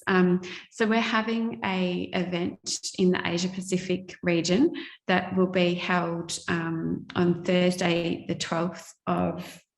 11th of November. And our focus as this is on spatial education for climate action in the Asia Pacific. We've got two speakers from Australia, Aishan Didicott-Howes and Judy Bush, and speakers Mario, who's here as well. Mario Rains from the University of the Philippines. We've also got Ruka Setiardi from the University of Diponegoro in Indonesia. We also have Chao Ren from Hong Kong University, Senjukta Badari from the School of Planning and Architecture in India, and Jing Gan from Tonga University. So we're really looking forward to a diverse conversation about planning education in the Asia Pacific and talking across different universities and countries in that context. So I hope some of you can join. We've put there's a link in the broader program to that event and how to register on the main website. Thank you, Anna. Just taking on the conversation further, in terms of, were you able to spotlight any good initiative, any best practice? Yes, I think we found that, I guess, the ones that had a greater focus tended to be in built environment focused faculties and or geography faculties, and they could draw upon greater expertise, and so the content was richer and stronger in terms of explicit climate change. We're also just analysing some results of a survey that we did, and we're wrapping up that analysis at the moment. And we found that there really was some great initiatives that practitioners were putting in place, and great calls for their further education. So I think that also talked to Andrea's presentation about the additional seminars that are being led by practice and the institutions that are enhancing planners' further education and continual learning. So yeah, I think it's really a nice pairing of all hands on deck in terms of academics, the university institutions, the accrediting bodies, and also individuals within practice, really everyone pushing for climate change action, and building capacity is going to be really important rather than just leaving it to one or two. And I think that's what I've seen in my experience. When I started out as an academic in 2006, after finishing my PhD, people thought I was crazy talking about sea level rise and climate change, and looked at me really strangely and thought I was heading down some road to nowhere. But now, I don't need to have to explain myself and the importance of this work as I did back then. So I think there's much more support across diverse fields for the need to take climate action and embed it in curriculum. So I think things are improving. Thank you, Anna. My next question will go to Mario. Mario, your school at the University of Philippines, they might be seen as an early adopter, initiating a strong research program on climate change. What were the main triggers for this? And have you found any research findings and outcomes? Have you been able to implement those research and outcomes, those research findings into outcomes, rather? Mario, over to you. Okay, I'm muted. So thank you, Olafijin, for the question. I think my internet is unstable, and you hope I can make it. So I choosing a strong research program on climate change for our university. I might get another word, a better word, on increasing research program on climate change. And what are the triggers of this increasing research on climate change? Is that one, we have this happening, these major events, these two devastating typhoons that hit or visited the Philippines. This is the Typhoon Ketsana, or local name Ondoy, and that caused high floods in Metro Manila. And the second is who could forget the devastating super typhoon in Haiyan, or named Haiyan or local name Yolanda in the Central Visayas, where almost 10,000 people died and billions in dollars were. So these are, and then out of these major events that happen, we have this enabling environment, this two laws we have in 2000. After the typhoon Ketsana, we have two laws. One that were enacted. One is this Climate Change Act in the Philippines. And then year after, we have the Disaster Risk Reduction and Management Act. So that, for me, makes an enabling environment to work more, to do a lot of research on climate change and DRR. And the third one, of course, because of these happenings that we are experiencing, we have some offers, funding coming from international. Just to mention one, in early 2000, we are part of this UN Habitat Cities and Climate Change Initiatives. I don't want to go in further. Second, we have been a recipient of the AUSAID, Australian Aid, Mainstreaming Climate Change Adaptation and Disaster Risk Reduction to local development planning, not integrating or harmonizing, but mainstreaming from our local, from environmental profile to local investment profile, local investment planning. So we from our development process to the end, from the start. We have third the research project on USAID on UCAR, Urban Climate Change Adaptation and Resilience. And then just recently we have from the German government on the German Ministry of Education and Research, we call it LERLAP. This is integrating governance on climate change and disaster in informal settlement. So from these research projects, we have learned a lot. We have learned material. We have a lot of materials that we could integrate into our climate change adaptation and mitigation (DRR) into our SURPs, our School of Urban and Regional Planning curricula. So we have 4 clusters. We have this estate planning cluster, infrastructure planning cluster, we have transportation planning cluster, and of course, environmental planning cluster. And at least 1 to 2 sessions of these clusters or these courses has this climate change and DRR sessions. And in environmental planning cluster, we have 1 dedicated course on special problems in urban and regional planning. So in our recent project with the German government, there was a proposal for a dual PhD program in urban regional planning major in climate change and DRR. That was already approved by our committee. It will go to the Board of Regents until it will be approved. This was already approved in Technical University of Dortmund. So a lot of interest. Another point is that in our master's program in this week, we have this spring program with Latin America, Africa, Ghana, Tanzania, and Chile, and the Philippines, of course, in Asia, together with the Technical University of Dortmund. So 1 year, the graduate students will go to the Dortmund in Germany. They have a scholarship, and those who are specialized in climate change, who want to specialize in climate change and DRR, will come to the Philippines for a master's in regional development planning.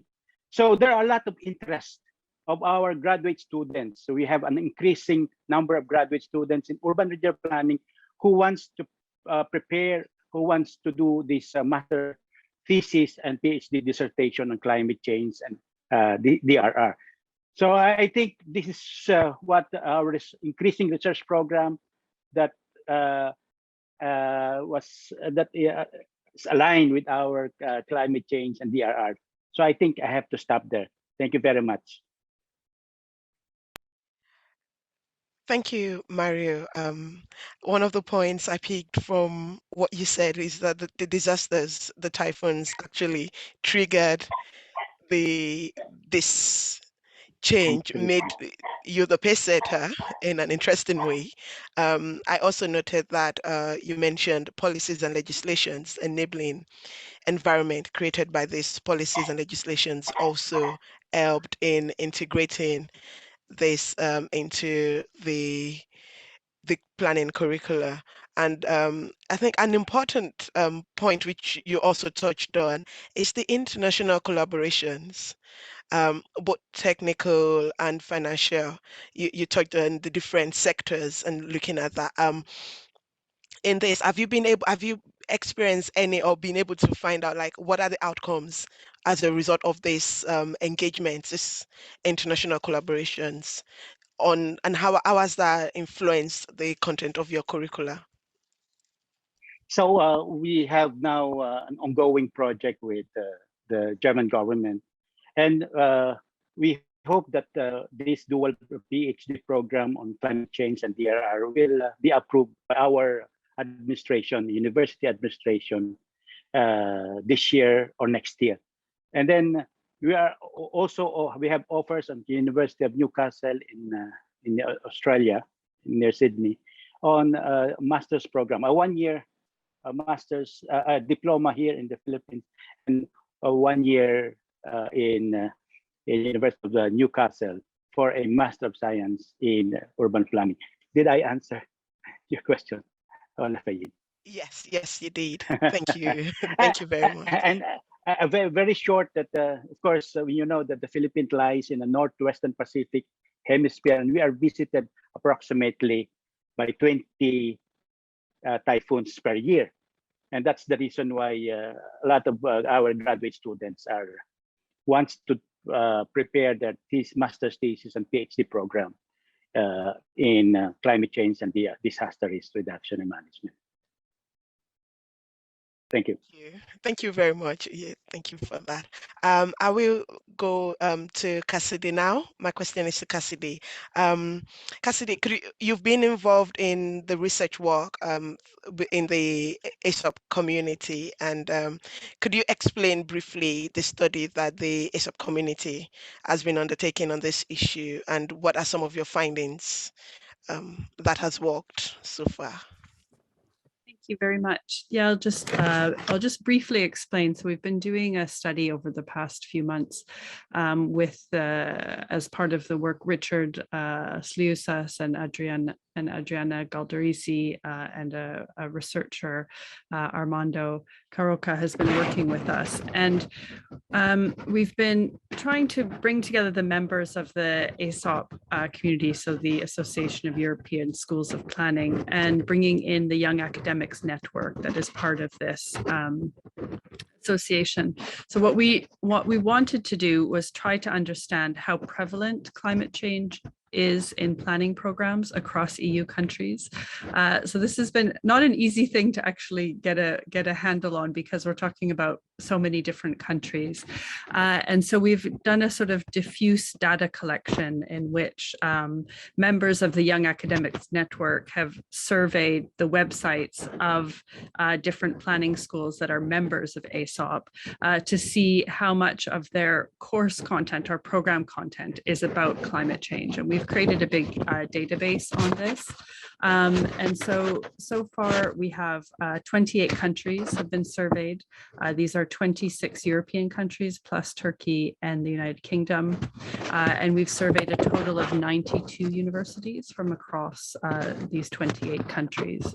And what we did was that we looked for different keywords in the different planning programs. So we looked for words such as adaptation, climate, climate change, climate crisis, climate policy, climate risk, climate science, ecosystem services, global warming, green infrastructure, mitigation, nature-based solutions, and resilience. So we looked through the online content to see what is listed there. Now, there's a lot of caveats in doing this research because obviously some universities are putting on full syllabus, so you can see everything that's being taught.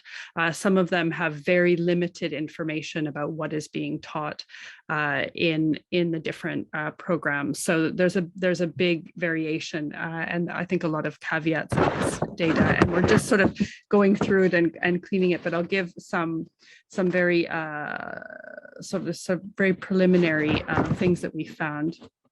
So in total, we surveyed 161 programs through all of the young academics who've gone through, who have some knowledge of those countries and programs. So we surveyed 161 programs.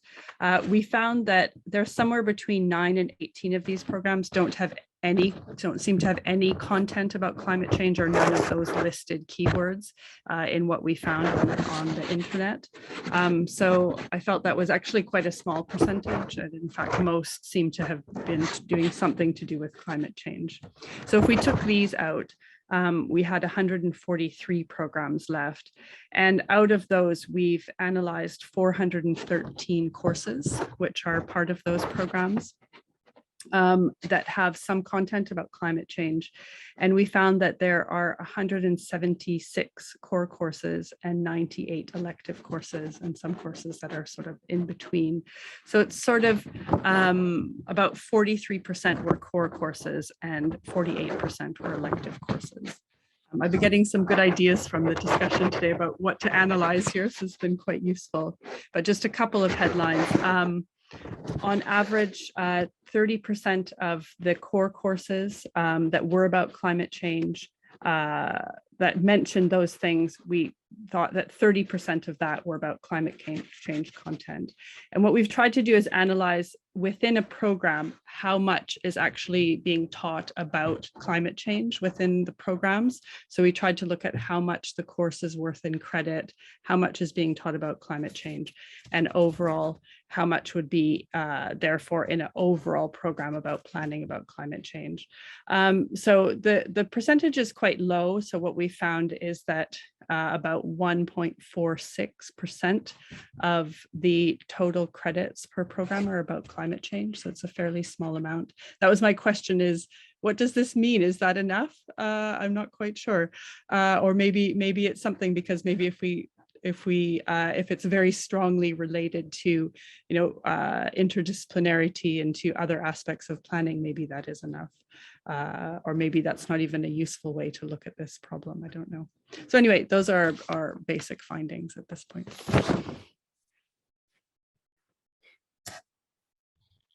Thank you, Cassidy. And it's actually very interesting what you have presented, the findings, looking at surveying 92 universities across and setting on the different keywords, and only to come up with 1.46% of the total credits focusing on climate change. And so my question is, when you've through these findings, what did you think made this this total credits? What did you think influenced the rate, and what do you think is behind the 30% of the core courses being focusing on climate change?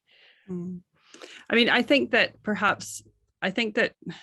in a positive way, I think that actually there probably is a lot more on climate change than we find from the data from this. It's just because using this methodology of the online information, these things may be minimized. I mean, we did find that there are quite a lot of courses that are actually specifically dedicated to climate change, and these are often elective or optional courses within programs. So I think I could do a bit more analysis to find out sort of how many of those how many programs have those things on optionals.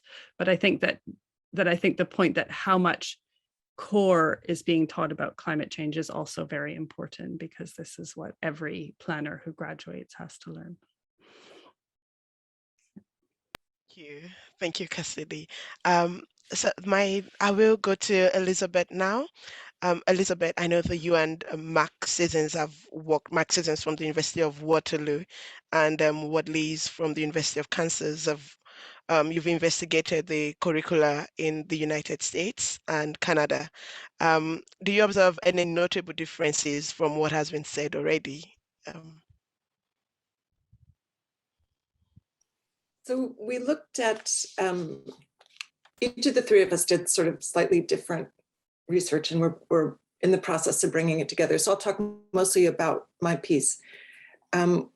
We looked at the websites. It was really similar to Cassidy's approach. We looked at the websites, tried to identify courses with climate or hazard or resilience or whatever in the title. And of 106 planning accredited programs, about a third had any kind of climate class. And about 2/3 didn't, to the extent that we could figure it out. I mean, honestly, my first conclusion was that our websites are terrible. And they really generally need to be much clearer and better, but that's sort of neither here nor there. And what I would contribute that's a little maybe helpful here is that of the courses we found, about a little over a third are either courses in climate change planning or disasters. And all of the rest are in a wide range. They're incorporated into classes on finance, global development, into water or food or policy. So they're modules, they're being integrated into topics, which I think is really helpful. Going back to the how much do we need to teach question that Cassidy raised, which is really interesting. I think my argument, somewhat based on the data and just somewhat based on my personal opinion, is that we need to integrate into almost every area. So the students think about, oh, here's transportation. What is climate change and transportation about? You know, here's housing. What is housing and climate change about? So that it's not siloed, it's in effect mainstreamed into the individual courses. I think that's the direction to go. That said, like I teach a straight up climate change planning course, which I love. We also did Ward Lyle in particular headed up a survey of planning administrators of departments. And I'm not going to spend a lot of time on that, but one of the things that was interesting is that we asked what would really be helpful in terms of having more climate.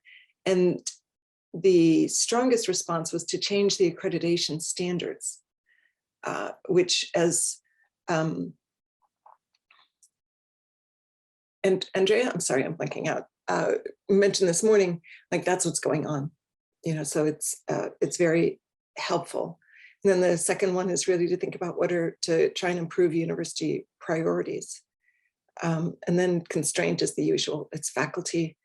And time, you know, just takes a long time to get things through institutional change. I think that's probably true in any academics.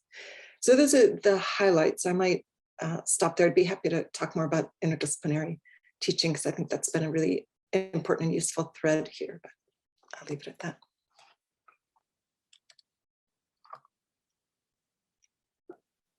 Thank you, Elizabeth. Thank you for that. You've actually, it's similar to the findings from Europe as well, your findings there, and it's really interesting to note. You also mentioned about the integration into other disciplines, which noticeably, I think that has been going on a lot more in the universities and faster as well. What about the integration of climate change courses into planning, into specific planning courses? And what were your findings on that? So to be clear, I probably didn't explain this well enough. We were looking only at courses that were listed by planning programs as part of their curricula. So it's the transportation planners courses or planning faculty who offer a course on water and food. And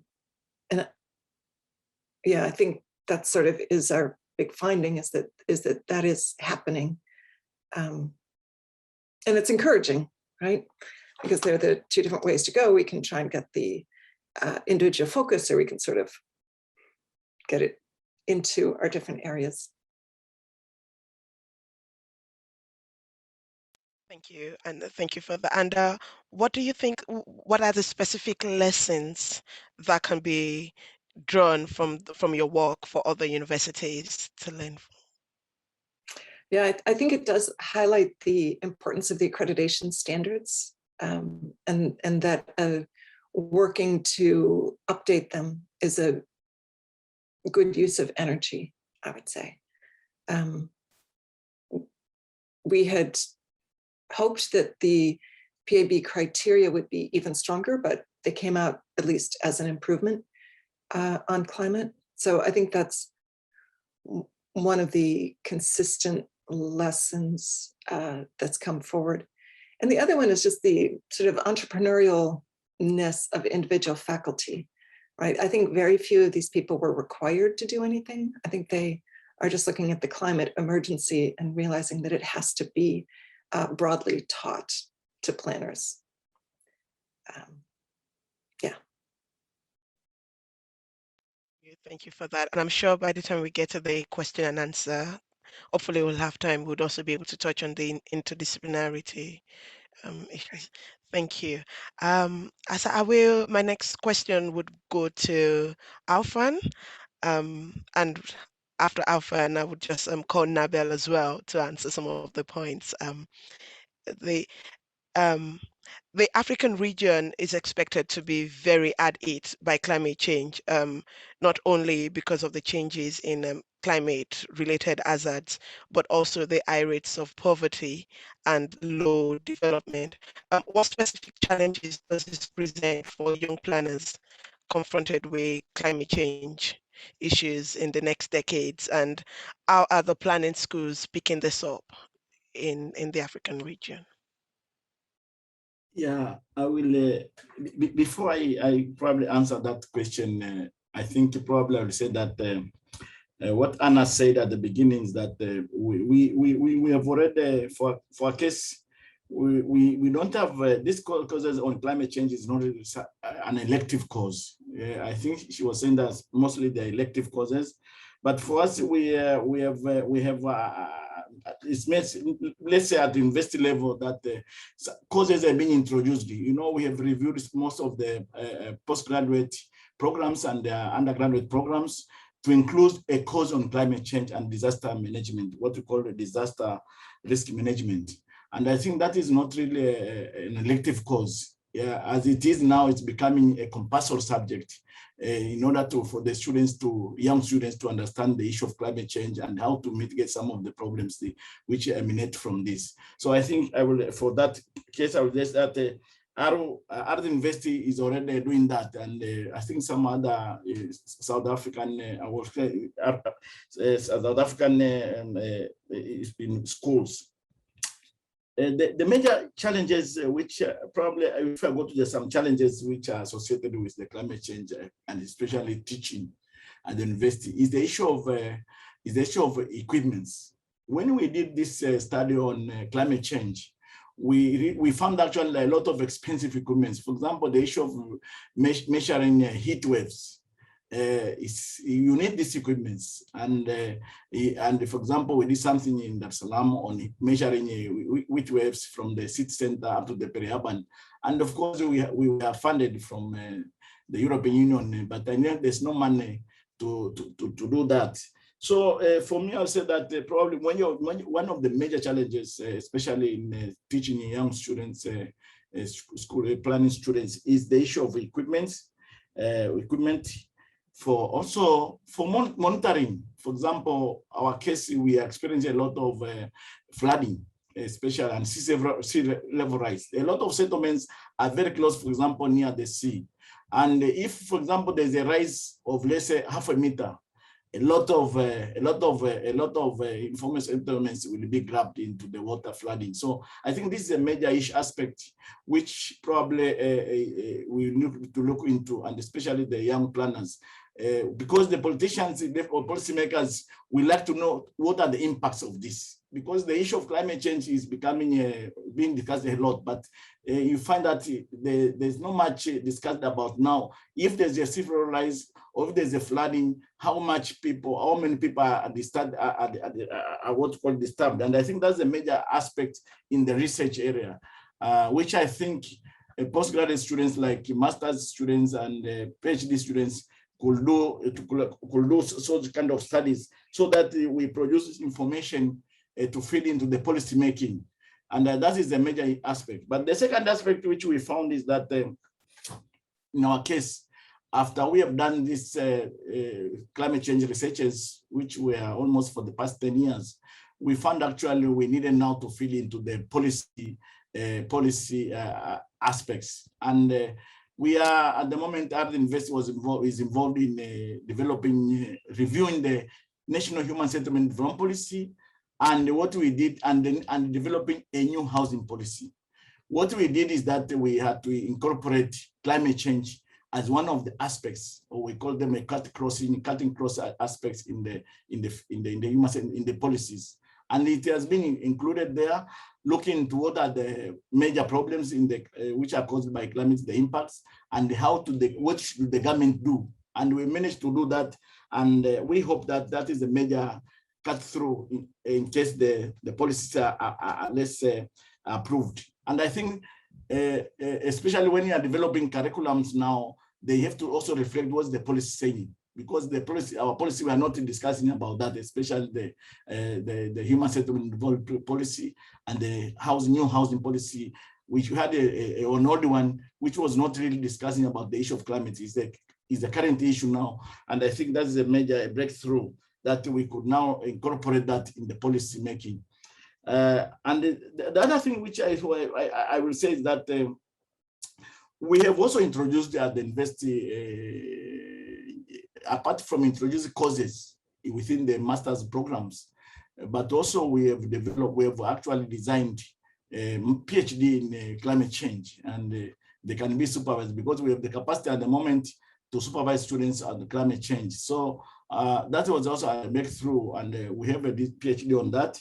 Apart from the master's courses, which are probably looking at the issue of disaster risk management and all this, and the climate change is automatically embedded in that. And lastly, I would like to say that we are already trying to see on how, as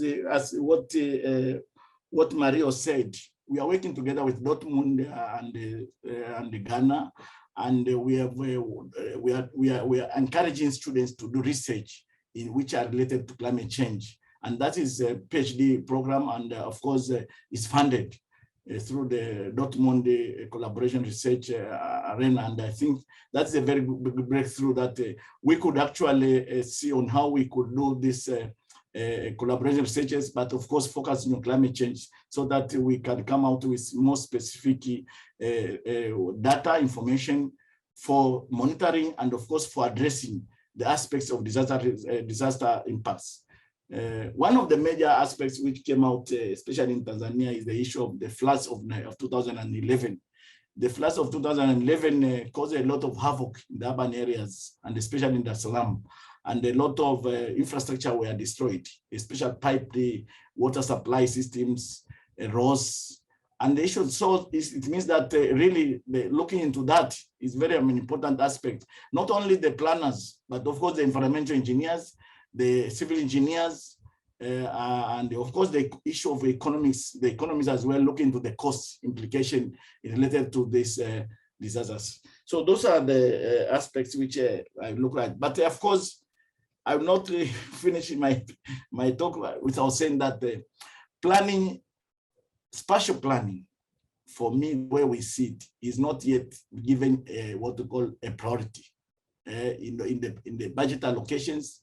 Spatial planning, I'll say, is not like in the north, where actually land use planning and everything is the one which is guiding the budget allocations. But here, sometimes planning is not really given broad, and even the budget for planning, sometimes even the municipalities, there's not much money allocated for that. And that is an issue I think needs to be discussed, especially across the board, that how can we ensure that spatial planning is actually given a first priority in the budget allocations and the local government as well as in the central government.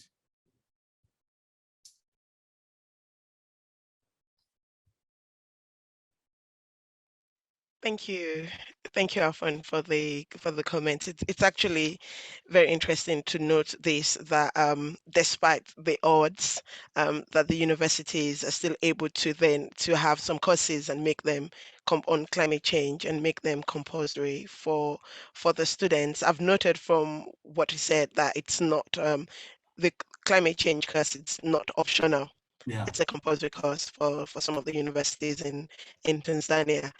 And in terms of the preparation and preparing young planners for the future and making sure that they're well equipped to handle the future challenges, climate change challenges, this equipment and I think it has become a notable issue for the Global South.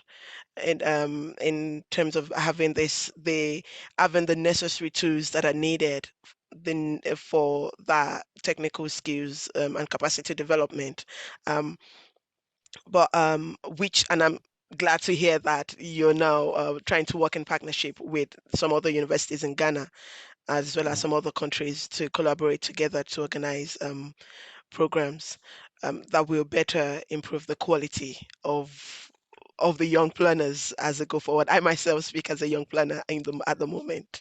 So I want to go further into this and say that you mentioned that spatial planning has not become a priority.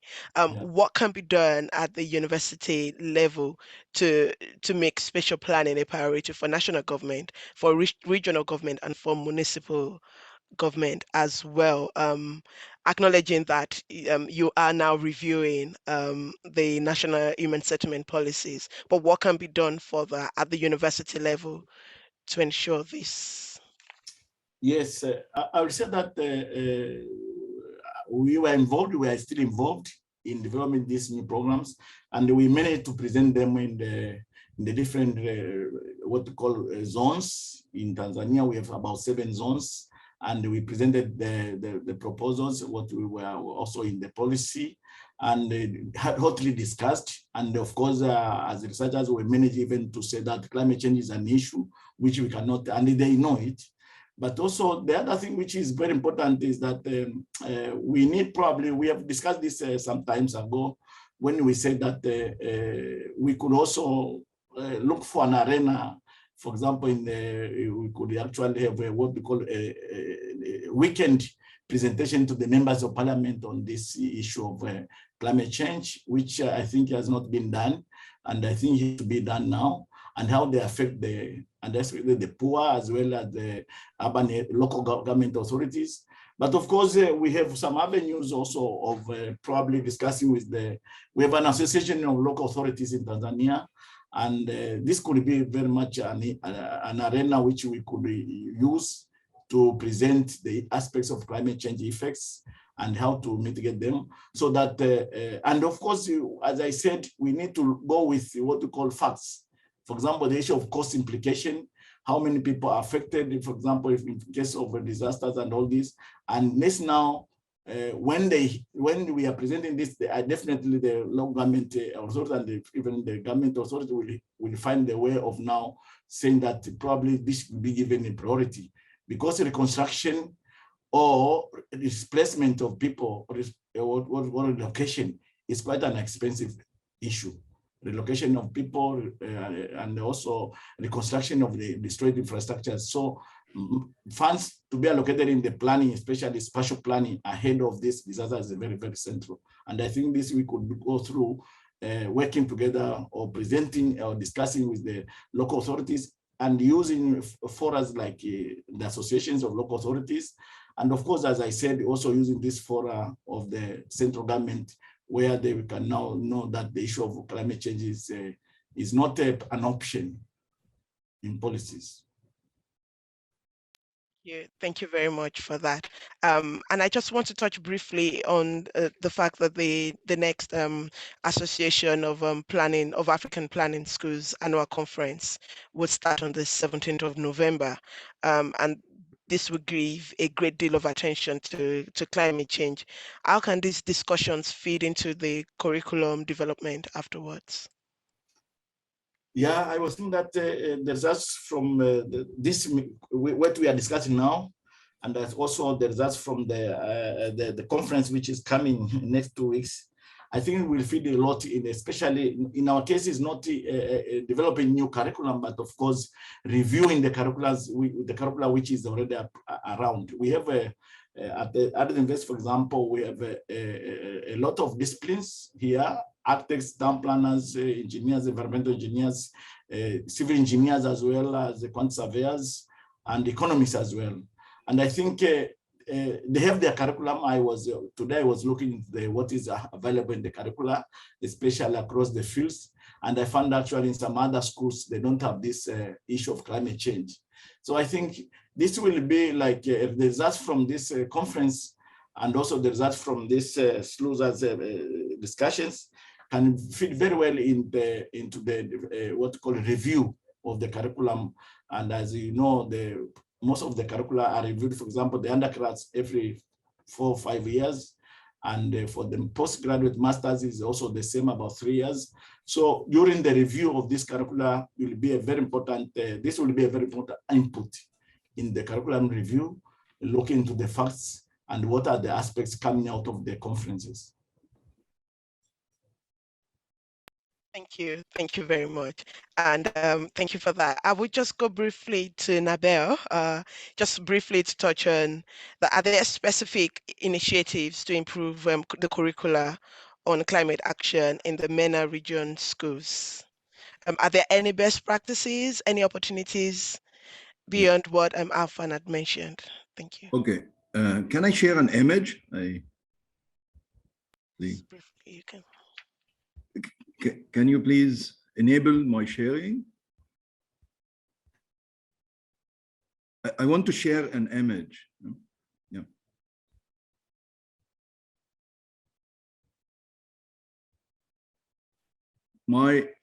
Okay, I cannot share my image. I want to share an image. Can you hear me? Can you hear me? Yes, we can hear you. I think someone is working on that. Yeah. So I'm trying to give you the right, just a second. Can I do it now? Yeah.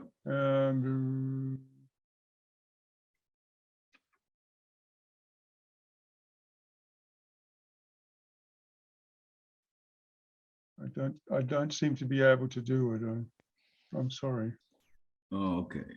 You can already share your screen. No, I can do it now. Yeah, I can do it. So here, can you see it now? Huh? Yes. Yeah. So I thought that would be really an interesting background for my little intervention. So what I'm doing, basically, I'm a professor at Cairo University, but I'm as well a practitioner. Mainly, I'm an architect, not really a planner, but I do extensive urban design work and sometimes planning. We started 6 years ago investigating what the climate change would mean in terms of urban development. And when we started doing that, we started with an investigation of the most vulnerable area in Egypt, which is where the Nile meets the Mediterranean. This is the second most vulnerable area within the world. And we did that in a postgraduate class that is dedicated for urban development.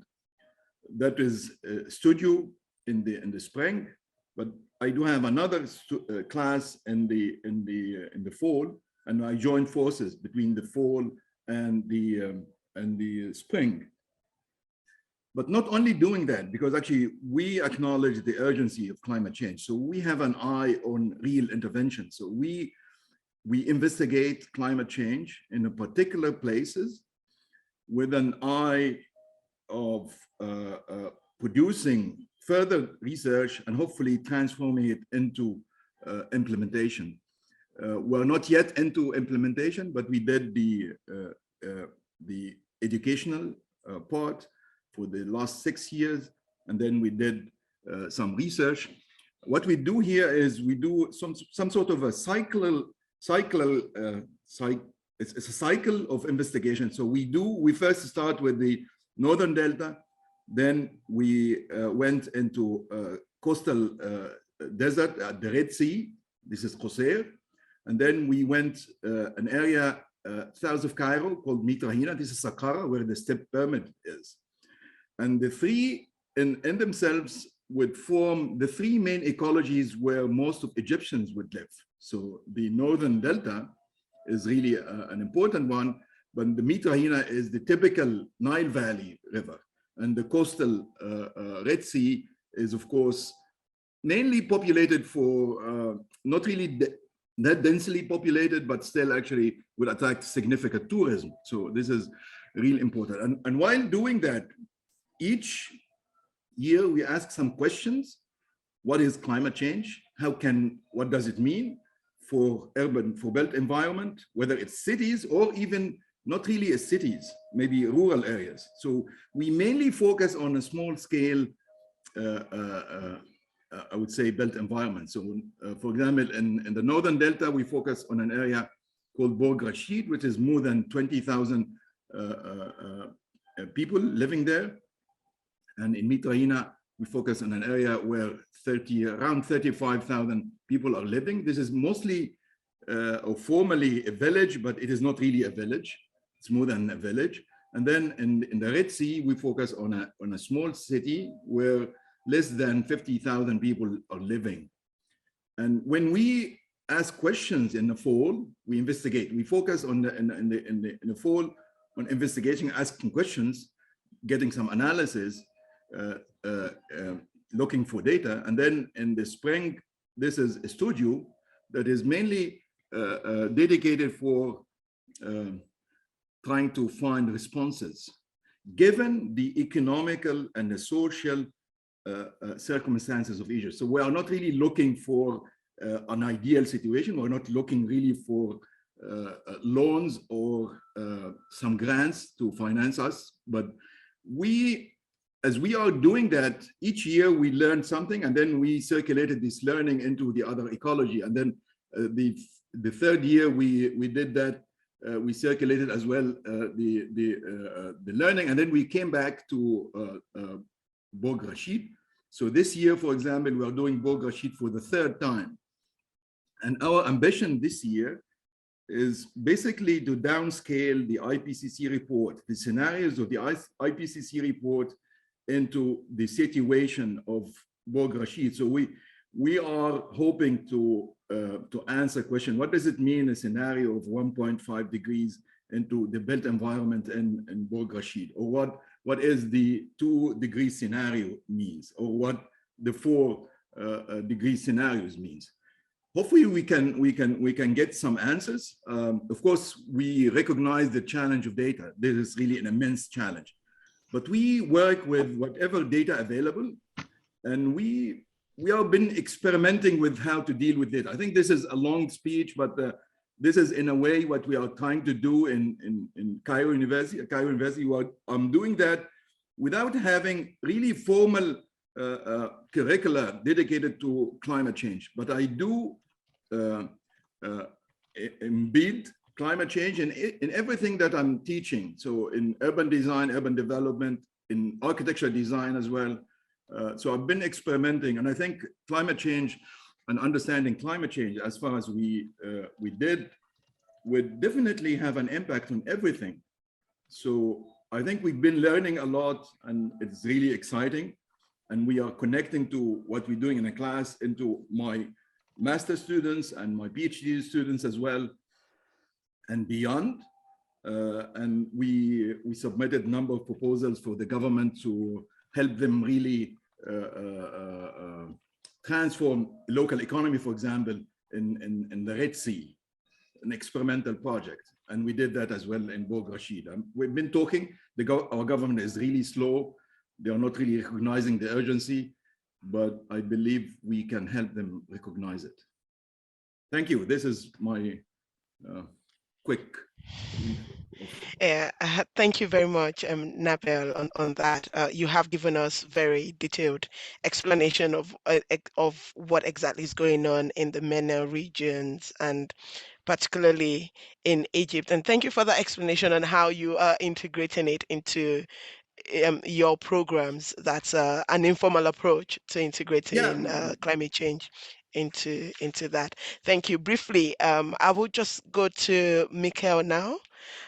Mikhail, I know you've been extremely busy with the write-ups for the next IPCC reports, and so thank you very much for your time with us today.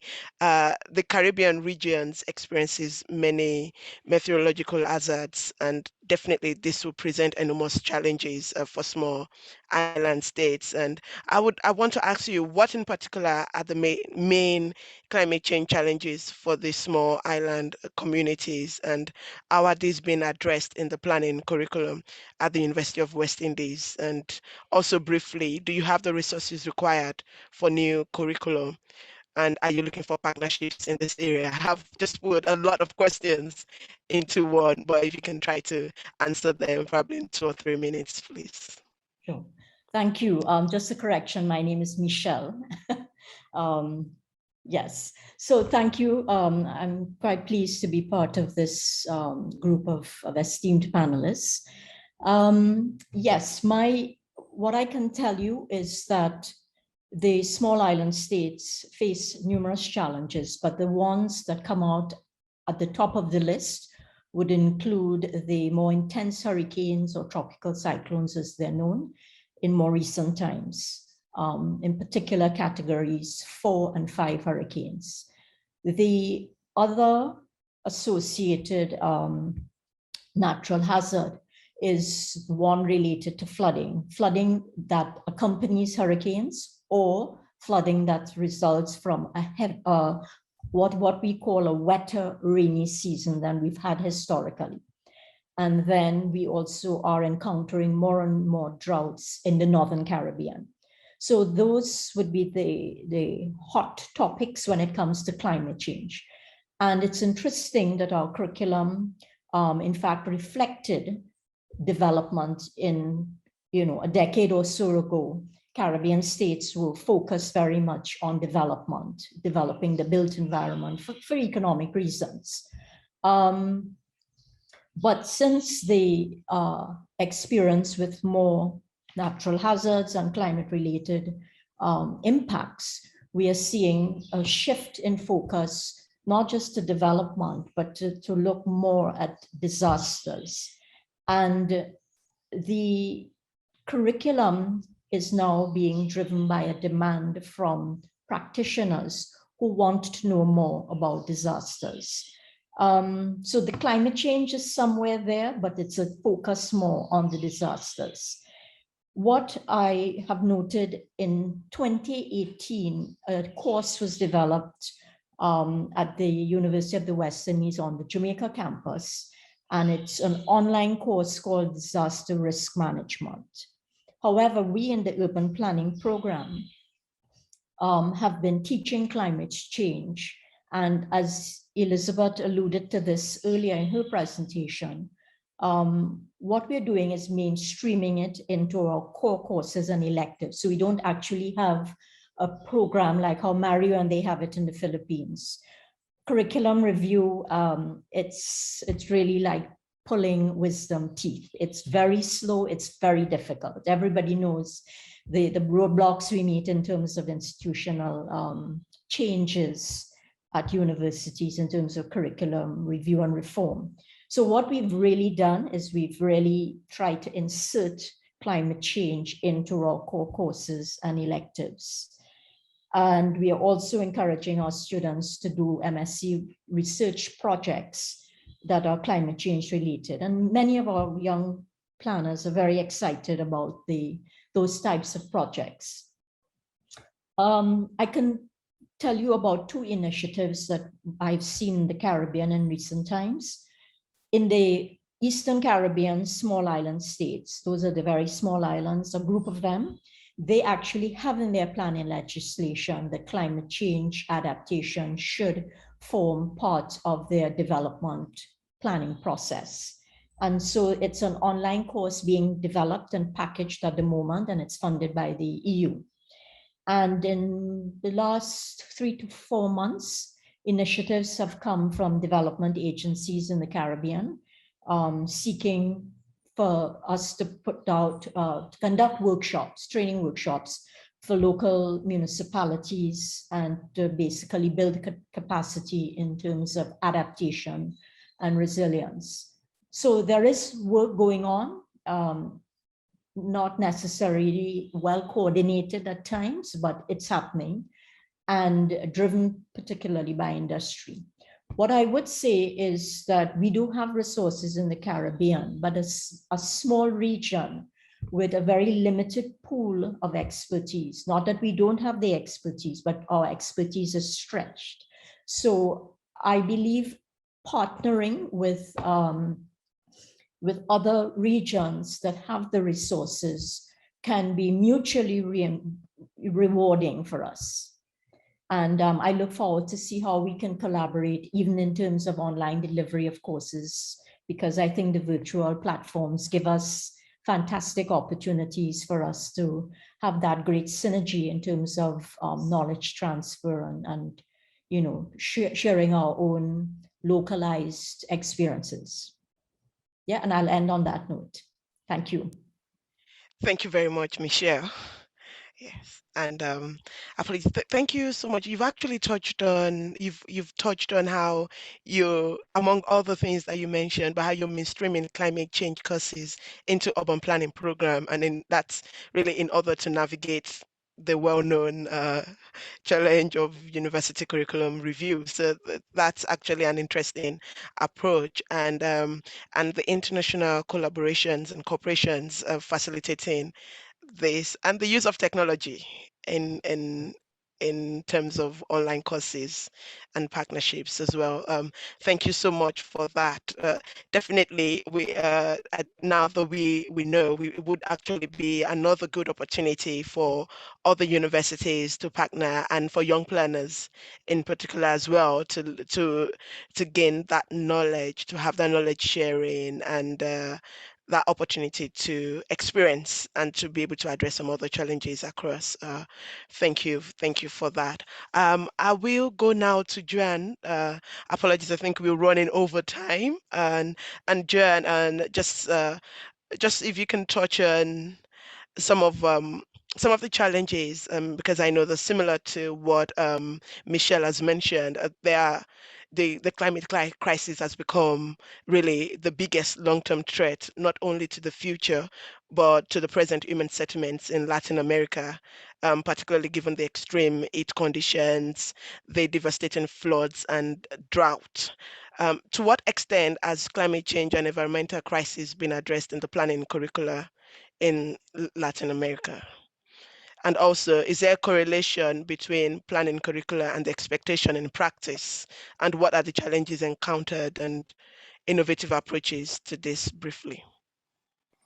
Okay, thank you. Thank you, Ola, Fijin, and all the organization of this event. I can say that climate change is a main concern among academics in the region. Nevertheless, there are still few examples of courses that are directly related to climate change in planning programs, both at the undergrad or graduate levels. Most of professors in Latin American institutions have been approaching cities with a sustainable development perspective for a while now. So I can say that sustainability is the theoretical framework that embraces the core of the efforts in climate action in our planning education programs. I can also say that climate change represents currently a transversal issue, which is addressed in many courses such as urban sustainability, environmental planning, risk analysis, and as a hand-on experience in workshop or studios. It is also a content of topics such as mobility and of course informal settlements, which is a course taught in most of the planning programs. The studios have let us have a special relationship with local governments, which most of the time they lack resources to develop climate action strategies. And it's been an interesting alliance between the program and the local government. In some of the states, for instance, in Mexico, the elaboration of a climate action plan is compulsory. So municipalities need to have a climate action plan in place, although they don't have the resources to make it. So in terms of how the climate change issues are in the planning curricula, I think it is slowly but steadily permeating in planning curricula, but it's not there yet. It is not, I would say that it is not yet fulfilling the expectation of the international agenda. And also there's a competence with other professional careers such as the biologist, the climatologist, the environmental engineers that were supposed to be more fitted to work on the climate change issues. But I think that's steadily changing because some of these strategies that were led by these professionals, sometimes they have very good diagnosis, but they lack of strategies and specific actions to take in the territories. So hopefully in the near future, the spatial planners could become an important part of these processes, which generate the plans and programs and try to improve mitigation and adaptation of climate change. There are many tools that we can provide for these solutions, and particularly for the discussion, the deliberation that must be taken in terms of what we need to do in our cities. So I think it's a field that it needs a lot of work, and universities in Latin America, ALEUP, the Association of Latin American Schools of Planning, are already working on it. As part of the event, I would like to make an invitation to all of you. We will have a regional session next Wednesday, November the 10th, from 9 to 11 or 12, depending on the participation. And we will be discussing all these topics, but in a more particular way related to the Latin American cities and the Latin American schools. It will be called Diálogo Latinoamericano sobre la educación del urbanismo y la planificación para la acción climática. We will have it in Spanish though, but you are more than welcome to attend. I'll put the link in the chat so you can register and have the link to attend our dialogue. Thank you very much. Yeah, thank you so much. And I think Richard would touch more on that. Thank you so much, all our panelists. Thank you for this insightful discussion and conversations. And we hope to hear more at the end of the event, of the regional sessions. Richard, over to you. Thank you. And thank you very much, Olafin, and for all the panel as well, of course. Let me just share my screen. I believe you can see it. Yeah, I'd just like to, originally we were going to ask all the panelists who are organizing sessions, regional sessions, to make a short pitch for them, but given that we're already 15 minutes over time almost, I think I prefer to do it in this way. And well, Anna Hurliman and Juan also, the emeritus, just pointed to their sessions. But just to point out, you can find all the information on the sessions on the UTC website on the session 2, regional activities. You will find a description of the different activities. On the 8th of November, we have the AESOP and AESOP Young Academics Network are combining to have an activity. On the 10th of November, we have the ACSP and ACUP. There's no registration link yet, but I will add it as soon as possible. Latin America was just mentioned by Juan, Asia and Pacific on the 11th of November. And we are working on getting something together for the African and MENA regions. So Nabil, I expect, will be involved in that, and hopefully Alphonse and a few others. Anyway, running a little bit behind on that region, but I do hope that we will be able to get something together. So with that, please have a look at those regional activities. Please promote them through your networks. It's possible, of course, to join more, although I think you will need to speak Spanish or perhaps also Portuguese to join the one in the Latin American region. Nevertheless, I think they are all open, so there's no restriction on which activity you can join. I would just like to close this event. I was hoping that Stephen Bland might join us, but I don't think he has done it yet. So let me do that on his behalf. I expect that somebody from Planners for Climate Action and UN Habitat will be available when we have our closing panel on the 16th. But this is not yet 100% confirmed. Nevertheless, whether Habitat is present or not, I think the session today has been fantastic. I really appreciate the efforts that people and the contributions that people have made. I would like to make one little remark, and just it's a quote that somebody I heard make in a television program about philosophy, and they were discussing climate change, and someone called Philip Blom, quoting one of his friends, said, "It's too late for pessimism." We don't have the time anymore to sit back and worry. We have to actually act. And what I think has been very clear and evident in all the presentations today is the amazing amount of work that's going on. And while indeed, like Elizabeth pointed to, a key issue is to get the standards clear, to look at what's going on in accreditation. I see also, and I've heard many stories today, fascinating stories about acting within the boundaries of the regulations as they exist. So embedding, mainstreaming was the word that Michelle used, and that's such an important word. We need to mainstream climate change. We need to mainstream disaster risk reduction in our planning curricula.